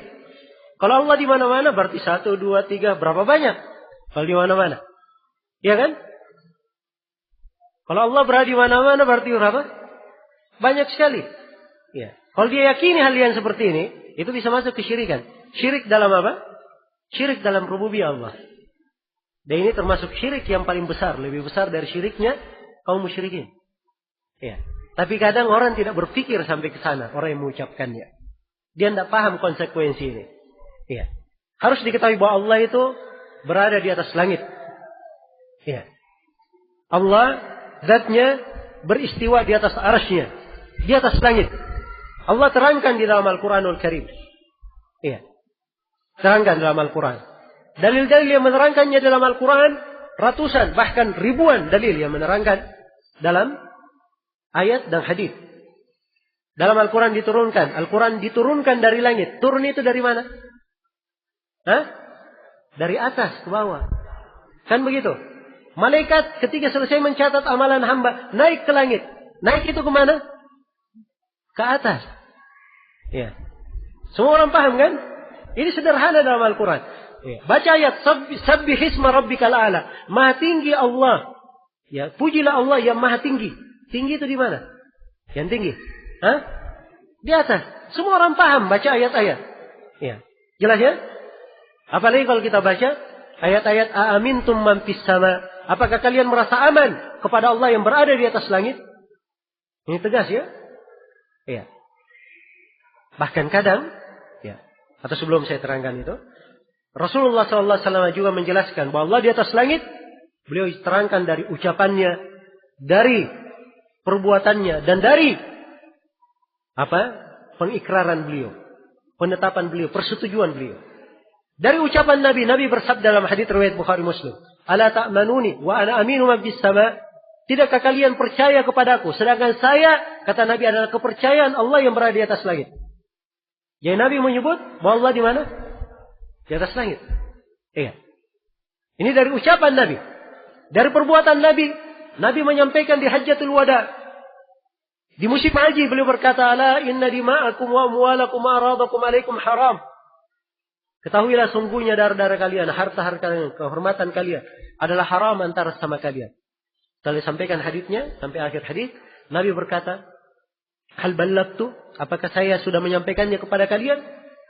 Para sahabat menjawab, "Bala, benar ya Rasulullah, engkau telah menyampaikan." Nabi mengangkat tangannya ke langit. Lalu beliau berkata, "Allahumma syahad." Ya Allah, persaksikanlah. Beliau angkat tangannya kemana? Ke langit. Menunjukkan Allah di mana? Di langit. Ini dari perbuatan beliau. Ya. Dari persetujuan Nabi, Nabi pernah bertanya kepada seorang budak perempuan yang mau dibebaskan, diuji keimanannya. Dalam hadis riwayat Muslim, Nabi bertanya, "Aina Allah?" Nabi tanya kepada budak perempuan, "Di mana Allah?" Si budak perempuan menjawab, "Fis sama," di atas langit. Kemudian Nabi tanya lagi, "Mana ana? Siapa saya?" Kata budak perempuan, "Engkau adalah Rasul Allah." Kata Nabi, "I'tikha fa innaha mu'minah." Bebaskan budak perempuan ini, dia adalah seorang budak perempuan yang beriman. Dianggap dia beriman dengan dua hal. Diakui Allah di atas langit dan diakui Nabi Muhammad adalah apa? Rasul Allah. Perhatikan, pengakuan Allah di atas langit dianggap sama dengan pengakuan bahwa Nabi Muhammad adalah apa? Rasul Allah. Iya. Karena itu tidak ada silang pendapat ya di kalangan ulama. Orang yang mengingkari Allah di atas langit, dia ingkari dengan keyakinan, itu bisa dianggap keluar dari Islam. Ya. Tapi banyak dari kaum muslimin yang mengucapkan ini, itu tidak paham. Ya, ikut-ikutan saja. Ya. Dan ini sudah masyarakat. Ya. Film judulnya Tuhan di mana-mana. Ya. Film atau sinetron itu. Ya. Itu sudah lama ya. Ya. Lalu saya pernah baca di mana begitu. Baik. Ini tertanam di hati kaum muslimin. Dianggap bagus. Padahal ini adalah pemahaman apa? Pemahaman keliru. Ya, Fir'aun saja tidak seperti itu. Ya. Saya kasih ya dalil bagaimana Fir'aun itu. Tahu Fir'aun? Ya. Fir'aun memerintah kepada perdana menterinya Haman. Ia berkata, "Ya Haman, ibni li sarhan, la'alli ablughul asbab. La'alli ablughul asbab. Asbab as-samawat fa'attali'a ila ilahi Musa. Wa inni la'adhunnuhu kadhiba." Firaun berkata, "Wahai Haman, perdana menteriku Haman, buatkan untukku istana. Istana yang tinggi. Menjulang ke langit. Saya ingin naik ke langit. Ingin melihat Tuhannya Nabi Musa." Ya. Sesungguhnya saya menyangka Nabi Musa ini berdusta. Jadi, Nabi Musa alaihissalam mengajarkan kepada Firaun bahwa Allah itu di atas langit. Karena itu Firaun suruh apa? Buat istana supaya bisa naik ke langit. Ya. Andai kata Nabi Musa mengajarkan bahwa Allah di mana-mana, Firaun akan terahkan bala tentaranya kemana-mana. Ya. Iya kan? Dan Firaun sendiri, dia ingin melihatnya ke atas langit. Ini menunjukkan bahwa Firaun mengakui hal tersebut. Sebab memang Firaun itu mengakui kebesaran Allah. Hanya saja dia keras kepala. Disebut di dalam ayat, "Wajahadu biha wastaiqanatha anfusuhum dzulman wa 'uluwa." Dzulman wa 'uluwa. Iya. Mereka mengakuinya, tetapi jiwa-jiwa mereka bersombong untuk menerimanya. Ya. Mereka menentangnya, tetapi jiwa-jiwa mereka yakin bahwa itu benar. Ya. Itu Firaun ya, dan kaumnya. Ya. Jadi kalau misalnya ada yang berkata Allah di mana-mana, ini berarti Firaun lebih bagus darinya atau tidak? Ya. Karena itu hati-hati ya. Ini bukan permasalahan kecil. Ya, masalah apa? Keyakinan bahwa Allah di atas langit, beristiwa di atas arasy-Nya. Ini dari pokok keimanan. Ya, karena itu indah sekali seorang hamba itu. Ketika dia tahu Rabb-Nya di atas langit, dia tahu kebesarannya, keagungannya. Jauhnya Allah di atas langit, tapi maha dekat kepada kita. Maha mengetahui apa yang ada di dalam hati kita. Apa yang terbisik di dalam hati kita. Allah maha mengetahuinya, maha mendengarnya. Ini baru tampak kebesaran dan keagungan Allah. Jelas ya? Itu baru ibadah namanya tauhid. Tapi kalau dikatakan Allah di mana-mana, Allah itu banyak. Allah di mana-mana, naudzubillah ya. Berarti ada tempat-tempat kotor, ada tempat-tempat tidak bagus. Ini tidak ada pengagungan. Ya, karena itu akidah yang rusak, pengaruhnya rusak pula. Tapi akidah yang bagus, pengaruhnya dalam ibadah, pengagungan kepada Allah, khusyuk, ketundukan itu semakin jelas. Semakin tampak dan jelas. Ya, dan ini ciri utama ya, di antara ciri pokok bagaimana seorang itu mempelajari akidah yang benar. Jadi kalau ingin belajar akidah yang benar, pelajari sesuatu, dia semakin yakin, semakin terang, semakin jelas, itu akidah, ciri akidah yang bagus.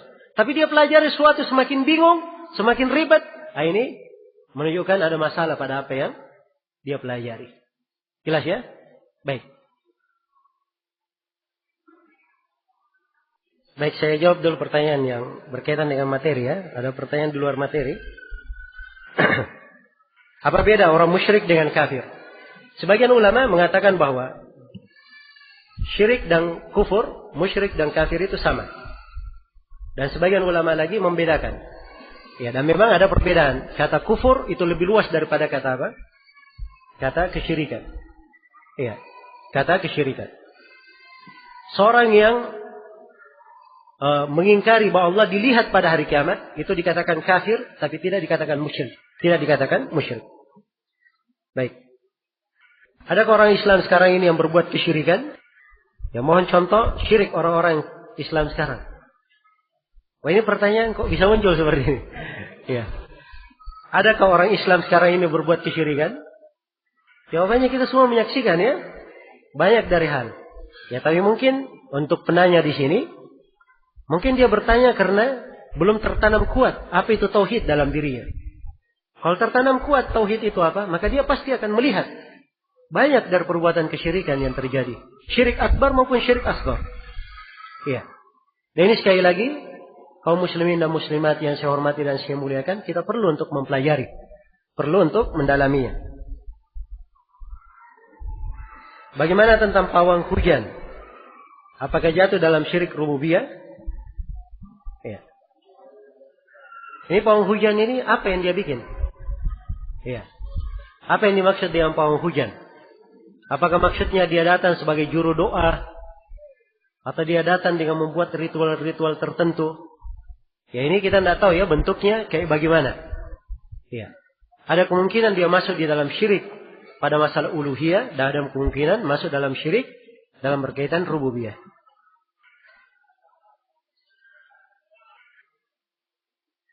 Sepasang suami istri bertengkar dan si suami emosi hingga menyakiti badan istrinya, lalu disuruh pulang ke rumah orang tuanya. Akhirnya sang istri pulang ke orang tuanya. Apakah ini belum jatuh talak? Apakah masih bisa rujuk kembali? Ya. Yang biasanya penyesalan datang belakangan. Ya. Di sini kalau tidak terucap kata talak, itu bukan talak ya. Itu tidak dihitung talak. Yang ketiga dia suruh istrinya pulang ke rumah, apabila dia tidak ada niat talak, tidak terhitung talak. Tapi kalau dia suruh pulang dengan niat talak, maka itu dihitung talak ya. Kalau dia niatkan. Cuma itu masuk dalam talak kinaya namanya. Talak dua macam. Ada dengan lafaz sharih, tegas, saya talak kamu, saya ceraikan kamu, saya pisah dengan kamu, ini tegas. Dan ada talak sifatnya kinaya, dengan kata kiasan. Ya. Saya pulangkan kamu ke rumah orang tuamu. Ya. Apa? Kita sudah pisah ranjang atau yang semisal dengan itu. Ini kinaya semuanya. Ya, dua macam. Kalau talaknya tegas, itu tidak ada tidak ada masalah, dihitung sebagai apa? Dihitung sebagai jatuh talak. Tapi kalau talaknya kinaya, sifatnya kiasan, itu harus ada niat. Kalau dia niatkan terhitung, kalau tidak terhitung. Maka ini kembali kepada penanya di sini. Kemudian saya perlu ingatkan bahwa menyuruh istri pulang ke rumah orang tua ini tindakan yang tidak benar. Ya, si istri pun sudah ditalak, tidak boleh disuruh pulang ke rumah orang tuanya. Tetap dia berada di rumah tersebut sampai selesai masa iddahnya. Sampai selesai masa iddahnya. Karena itu dilarang dalam Al-Quran. Wala tukhrijuhunna min buyutihinna. Dan jangan kalian keluarkan perempuan-perempuan yang ditalak itu dari rumah-rumah mereka. Illa ya'tina bi fahishatin mubayyinah. Kecuali kalau dia berbuat dosa yang jelas, berbuat zina. Iya. Tapi asalnya tidak boleh dikeluarkan dari rumah. Ya, ini pokok yang hendaknya dijaga dan diperhatikan. Islam itu agama akhlak. Seorang menjatuhkan kata talak, ya, itu bukan semata emosi atau luapan kemarahan, tapi memang karena dia punya pertimbangan. Kenapa harus berpisah? Iya. Kenapa harus berpisah? Baik. Kemudian sini yang bertanya lagi tentang zakat pendapatan. Bisa membersihkan pendapatan.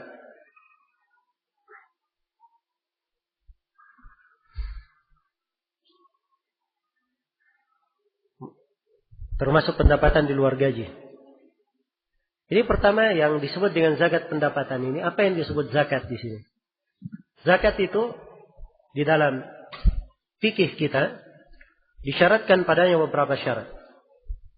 Di antara syarat pokoknya, barang tersebut atau harta tersebut sudah masuk dalam kepemilikannya. Yang pertama. Syarat yang kedua, hartanya sudah mencapai nisab. Sudah mencapai nisab. Iya. Yaitu senilai dengan 85 gram emas atau senilai dengan 595 gram perak. Itu nisabnya. Kemudian syarat yang ketiga, sudah dia pegang selama setahun. Kalau 3 syarat ini terpenuhi, dia wajib kena zakat. Kalau belum terpenuhi, tidak ada kewajiban zakat. Jelas ya? Kalau dia keluarkan, tiap kali dapat gaji dia keluarkan, nah itu bukan zakat namanya, itu sedekah namanya. Dia bersedekah. Jelas ya? Baik. Jadi tidak boleh mewajibkan zakat pada pendapatan, pada hasil, pada gaji. Ya. Sebab kadang pendapatan itu, begitu dia terima langsung habis. Tidak cukup untuk keperluannya. Makanya diharamkan memungut zakat pada hal yang seperti ini. Kita tetapkan syariat pada sesuatu, kewajiban pada sesuatu, hal yang Allah tidak wajibkan hal tersebut. Dan ini tidak diperbolehkan. Iya. Dan kalau dia benar zakat, zakat itu membersihkan harta. Membersihkan jiwa, membersihkan dosa, membersihkan harta. Iya, membersihkan harta. Ini dari manfaat apa? Manfaat zakat. Karena itu dalam Al-Quran dikatakan, khudh min amwalihim sadaqatan tutahhiruhum wa tuzakkihim biha. Ambillah dari harta mereka zakat yang mensucikan mereka ya, dan mentaharakan mereka. Membersihkan mereka. Iya.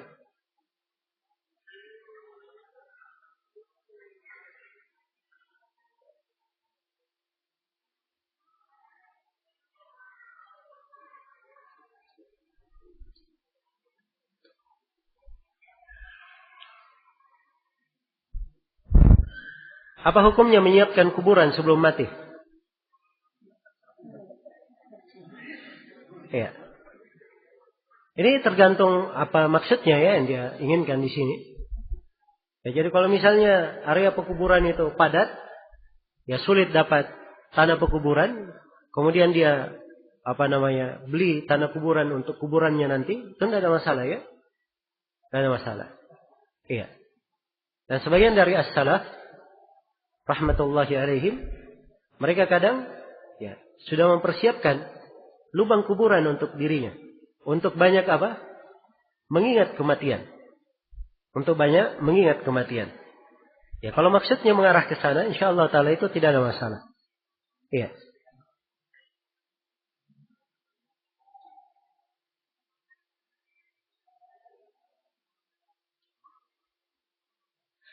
Tolong jelaskan ayat wa man lam yahkum bima anzalallah fa ulaika humul kafirun.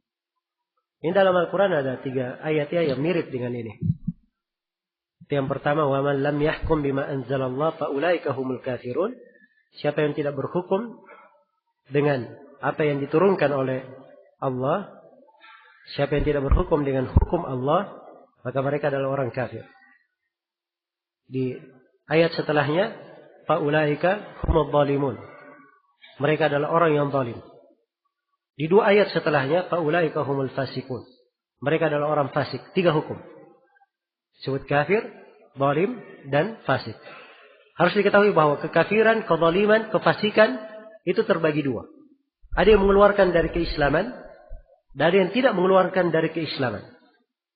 Karena itu kata Ibnu Abbas dalam tafsir ayat, kufrun duna kufrin. Kekafiran yang tidak mengeluarkan dari keislaman. Iya. Kalau dia berhukum dengan selain hukum Allah, dia yakini bahwa selain hukum Allah ini lebih baik dari hukum Allah atau sama dengan hukum Allah, ini kafir keluar dari Islam. Tapi kalau dia berhukum kepada selain hukum Allah, Dia tahu hukum Allah yang paling baik. Hukum Allah yang paling baik, maka ini dihitung sebagai orang yang berdosa besar.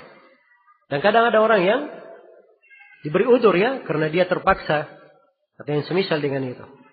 Kemudian yang perlu saya ingatkan di sini bahwa ini pembahasan berkaitan dengan ayat punya fikih yang mendalam di kalangan ulama. Iya. Dan tidak ada bukan sembarang orang yang mampu menempatkan ayat-ayat yang seperti ini. Hukum menjatuhkan vonis kafir itu masalah riskan. Salah sedikit dia yang berbahaya. Iya. Karena Rasulullah SAW bersabda, "Man qala li akhihi ya kafir, faqad ba'a bihi ma ahaduhuma. In kana kama qala wa illa hara alaihi." Siapa yang berkata kepada saudaranya wahai kafir, ini kalimat harus ditanggung oleh salah seorang dari keduanya. Kalau seperti yang dia katakan tidak ada masalah. Tapi kalau tidak, kalimat itu akan kembali kepadanya. Akan kembali kepadanya. Karena itu hati-hati ya. Ya. Dan kadang di pembahasan buku-buku akidah kadang kita sebut ini perbuatan syirik, ini perbuatan kekufuran, mengeluarkan dari keislaman, itu hukum umum. Hukum umum. Tapi pada orang per orang belum tentu kita katakan dia apa? Dia kafir keluar dari Islam, belum tentu. Iya. Dan ini harus dipahami ya, dibedakan antara hukum pada jenisnya dan pada orang tertentu. Ya. Hukum umum dan hukum pada orang tertentu itu beda. Ya, dan ini kaidah umum ya di dalam mempelajari pembahasan-pembahasan akidah. Semoga Allah Subhanahu wa taala menjaga kita semua dari segala bentuk apa? Kesyirikan dan kekufuran.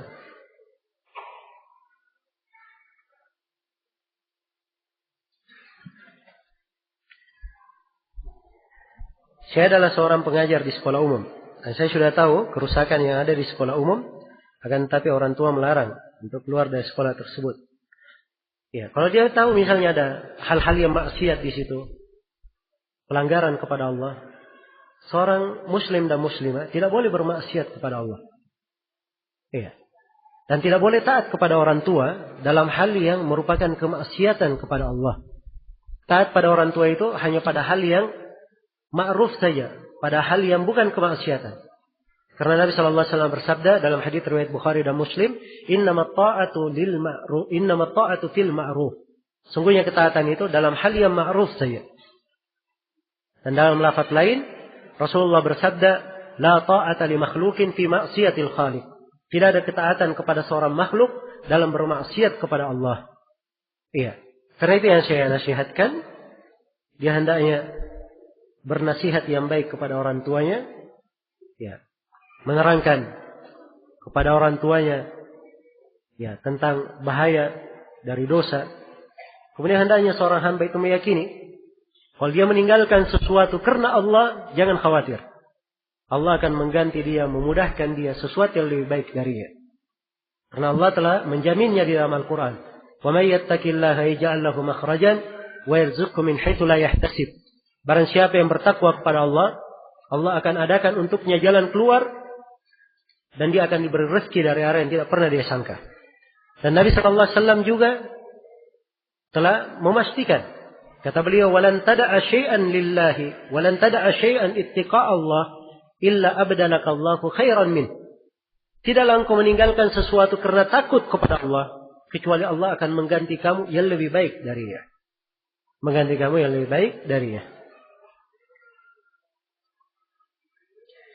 Apakah termasuk kesyirikan orang yang mengaku mampu menangkap jin? Iya. Ini tidak dihitung kesyirikan ya, tapi ini dihitung sebagai, kadang dihitung sebagai orang yang tidak normal, ya, atau kadang dihitung sebagai apa? Orang yang mengada-ngada. Kesyirikan itu kaitannya dengan memalingkan ibadah kepada Allah Subhanahu wa taala, kepada selain Allah Subhanahu wa taala. Nah, dan ini banyak ya hal-hal yang seperti ini. Tapi ini tanda-tanda orang yang mampu menangkap jin. Itu memang ada tanda-tanda yang berkaitan dengan ilmu perdukunan dan ilmu sihir. Ada kaitannya. Iya. Baik. Apakah sholat sunnah ba'diyah bisa dikerjakan sebelum adzan atau tidak? Ya, sunnah ba'diyah itu, ya, kalau dia rawatib, itu disyariatkan setelah sholat duhur ada yang setelah sholat maghrib, dan ada setelah sholat isya. Itu ba'diyah namanya, setelah. Ya. Tapi kalau dikerjakan sebelum adzan, bukan ba'diyah lagi namanya. Itu jadi qobliyah. Ya, dan ini namanya mengerjakan ibadah bukan pada tempatnya. Ya, dan itu tidak syah. Itu tidak diperbolehkan. Dan juga itu dihitung kepada melakukan ibadah bukan pada tempat pensyariatannya. Sebab disyariatkannya adalah ba'diyah bukan qobliyah.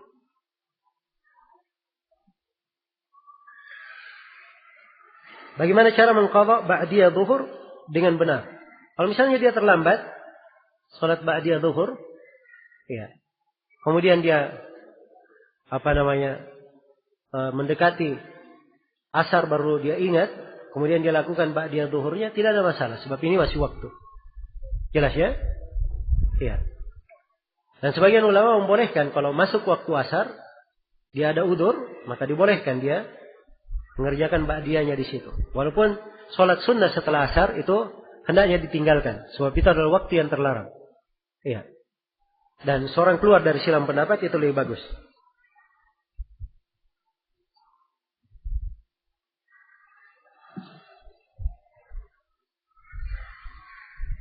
Ada salah satu masjid di kampung saya yang biasa sholat tidak tepat waktu atau belum masuk waktu sholat. Apakah saya berdosa bila tidak ikut sholat berjamaah di masjid tersebut? Iya. Ini pertama, kalau terjadi yang seperti ini, jangan ditinggalkan, dinasihati. Kalau dia tahu memang belum masuk waktu. Tapi katanya, kalau dia yakin belum masuk waktu. Ya, tapi di masa belakangan ini ada orang-orang yang meragukan waktu-waktu sholat. Ada sebagian orang yang meragukan waktu-waktu sholat. Dan dia sendiri kalau ditanya apa dalilnya, paling dia akan bilang saya pernah lihat di sebagian waktu, pernah lihat di sebagian ini. Ya, ini orang-orang ceroboh ya, hati-hati dari orang-orang yang seperti ini. Iya. Nah, ini sudah menjadi musibah di banyak tempat. Nah, ini pertanyaan sering sekali saya ditanyakan di berbagai tempat. Karena ada orang yang menyandang pemahaman ini. Iya. Jelas ya, waktu sholat itu kalau dia di dalam kota dan pemerintah setempat, bukan jadwal abadi ya. Kalau jadwal abadi itu memang nggak benar. Tapi pemerintah setempat biasanya bikin waktu sholat khusus. Iya. Berkaitan dengan tempat itu. Kalau kita di Makassar, saya pernah tanya kepada orang yang bekerja di bidang itu. Dan mereka katakan tidak mengeluarkan jadwal kecuali setelah diuji coba. Iya. Setelah diuji coba. Ya, dan kita sendiri sering memakai jadwal tersebut. Sering mengeceknya. Dan cocok sesuai dengan jadwal. Jelas ya? Sesuai dengan jadwal. Ya karena itu jangan sembarangan menyalah-nyalahkan. Ya. Tapi kalau dia yakin memang belum masuk waktu, ya, maka dia ikut sholat itu artinya tidak syah sholatnya. Tidak syah sholatnya. Kalau seorang datang ke masjid sholatnya tidak syah, ya tentunya tidak ada gunanya kan begitu. Ya tapi kalau dia dikhawatirkan terhadap masyarakatnya berjelek sangka, ya ini orang tinggalnya di samping masjid tapi tidak pernah hadir sholat, ya, maka dia hadir saja sholat bersama masyarakat, setelah itu dia pulang, dia ulangi lagi sholatnya.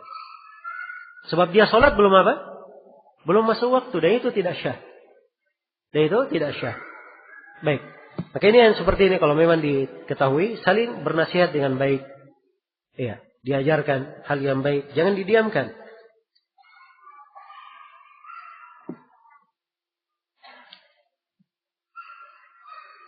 Baik, ini terakhir ya.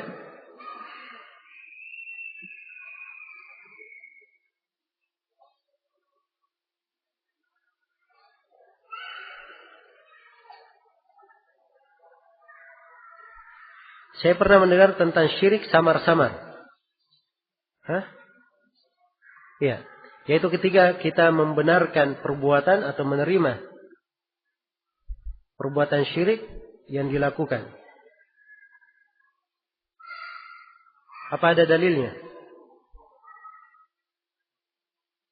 Ini pertama, syirik samar-samar ini, kalau dari sisi nama itu disebut dengan nama syirkul khafi. Syirik tersembunyi. Iya. Dan syirik tersembunyi itu dua jenis. Ada yang syirik besar, ada yang syirik kecil. Ada yang besar dan ada yang apa? Ada yang kecil. Iya. Tapi kalau didefinisikan oleh penanya di sini, yaitu ketika membenarkan perbuatan Atau dia menerima perbuatan kesyirikan. Ada orang yang berbuat syirik, dia benarkan. Atau dia terima. Ya, kalau ini bukan dikatakan syirik, samar-samar namanya. Kalau seorang berbuat syirik akbar, dia benarkan, dia sama dengan orang itu. Hukumnya. Sebab dia menyetujuinya. Sama dengan orang kafir, tapi dia benarkan orang kafir itu. Dia setujui, dia juga sama dengan orang kafir itu. Iya. Baik. Jadi itu lain ya pembahasannya. Jadi saya tidak membahas di kesempatan ini, memang saya tidak membahas penuh tentang apa itu syirik, bentuk-bentuknya. Semoga di waktu-waktu mendatang insyaallah taala ada kesempatan kita menjelaskannya. Dalam budaya Bugis sering sekali pada hari-hari tertentu melakukan ritual doa dengan mengadakan benda-benda tertentu seperti pisang dan lain-lain. Apakah ini termasuk musyrik? Ya. Kalau dia doa kepada siapa? Kalau doanya kepada Allah, ya, tapi begitu dia berdoa kepada Allah, dia bawa makanan, pisang-pisang, kemudian dia berdoa, ini masuk dalam hitungan bid'ah saja. Dia dihitungkan bid'ah, bukan musyrik. Tidak dihitung kesyirikan. Tapi itu bid'ah namanya. Sebab seorang berdoa tidak perlu bawa ritual-ritual kayak begituan. Iya. Ya, mau diberi makan kepada siapa? Jelas ya? Tapi berdoa itu berdoa kepada Allah. Ada waktu-waktu mustajabah berdoa, tempat-tempat berdoa. Itu hendaknya dipelihara dan dijaga. Iya. Baik. Tapi kalau dia berdoa kepada selain Allah, nah inilah yang dihitung sebagai perbuatan kesyirikan. Baik. Tepat jam 3 ya. Selesai waktu untuk pertemuan kita kali ini. Semoga apa yang kita bahas di kajian ini ada manfaatnya untuk seluruh hadirin dan hadirat. Dan saya mohon maaf sebesar-besarnya atas segala macam kekurangan dan kesalahan. Subhanakallahumma wa bihamdik asyhadu an la ilaha illa anta astaghfiruka wa atubu ilaik. Walhamdulillahirabbil alamin. Wassalamualaikum warahmatullahi wabarakatuh.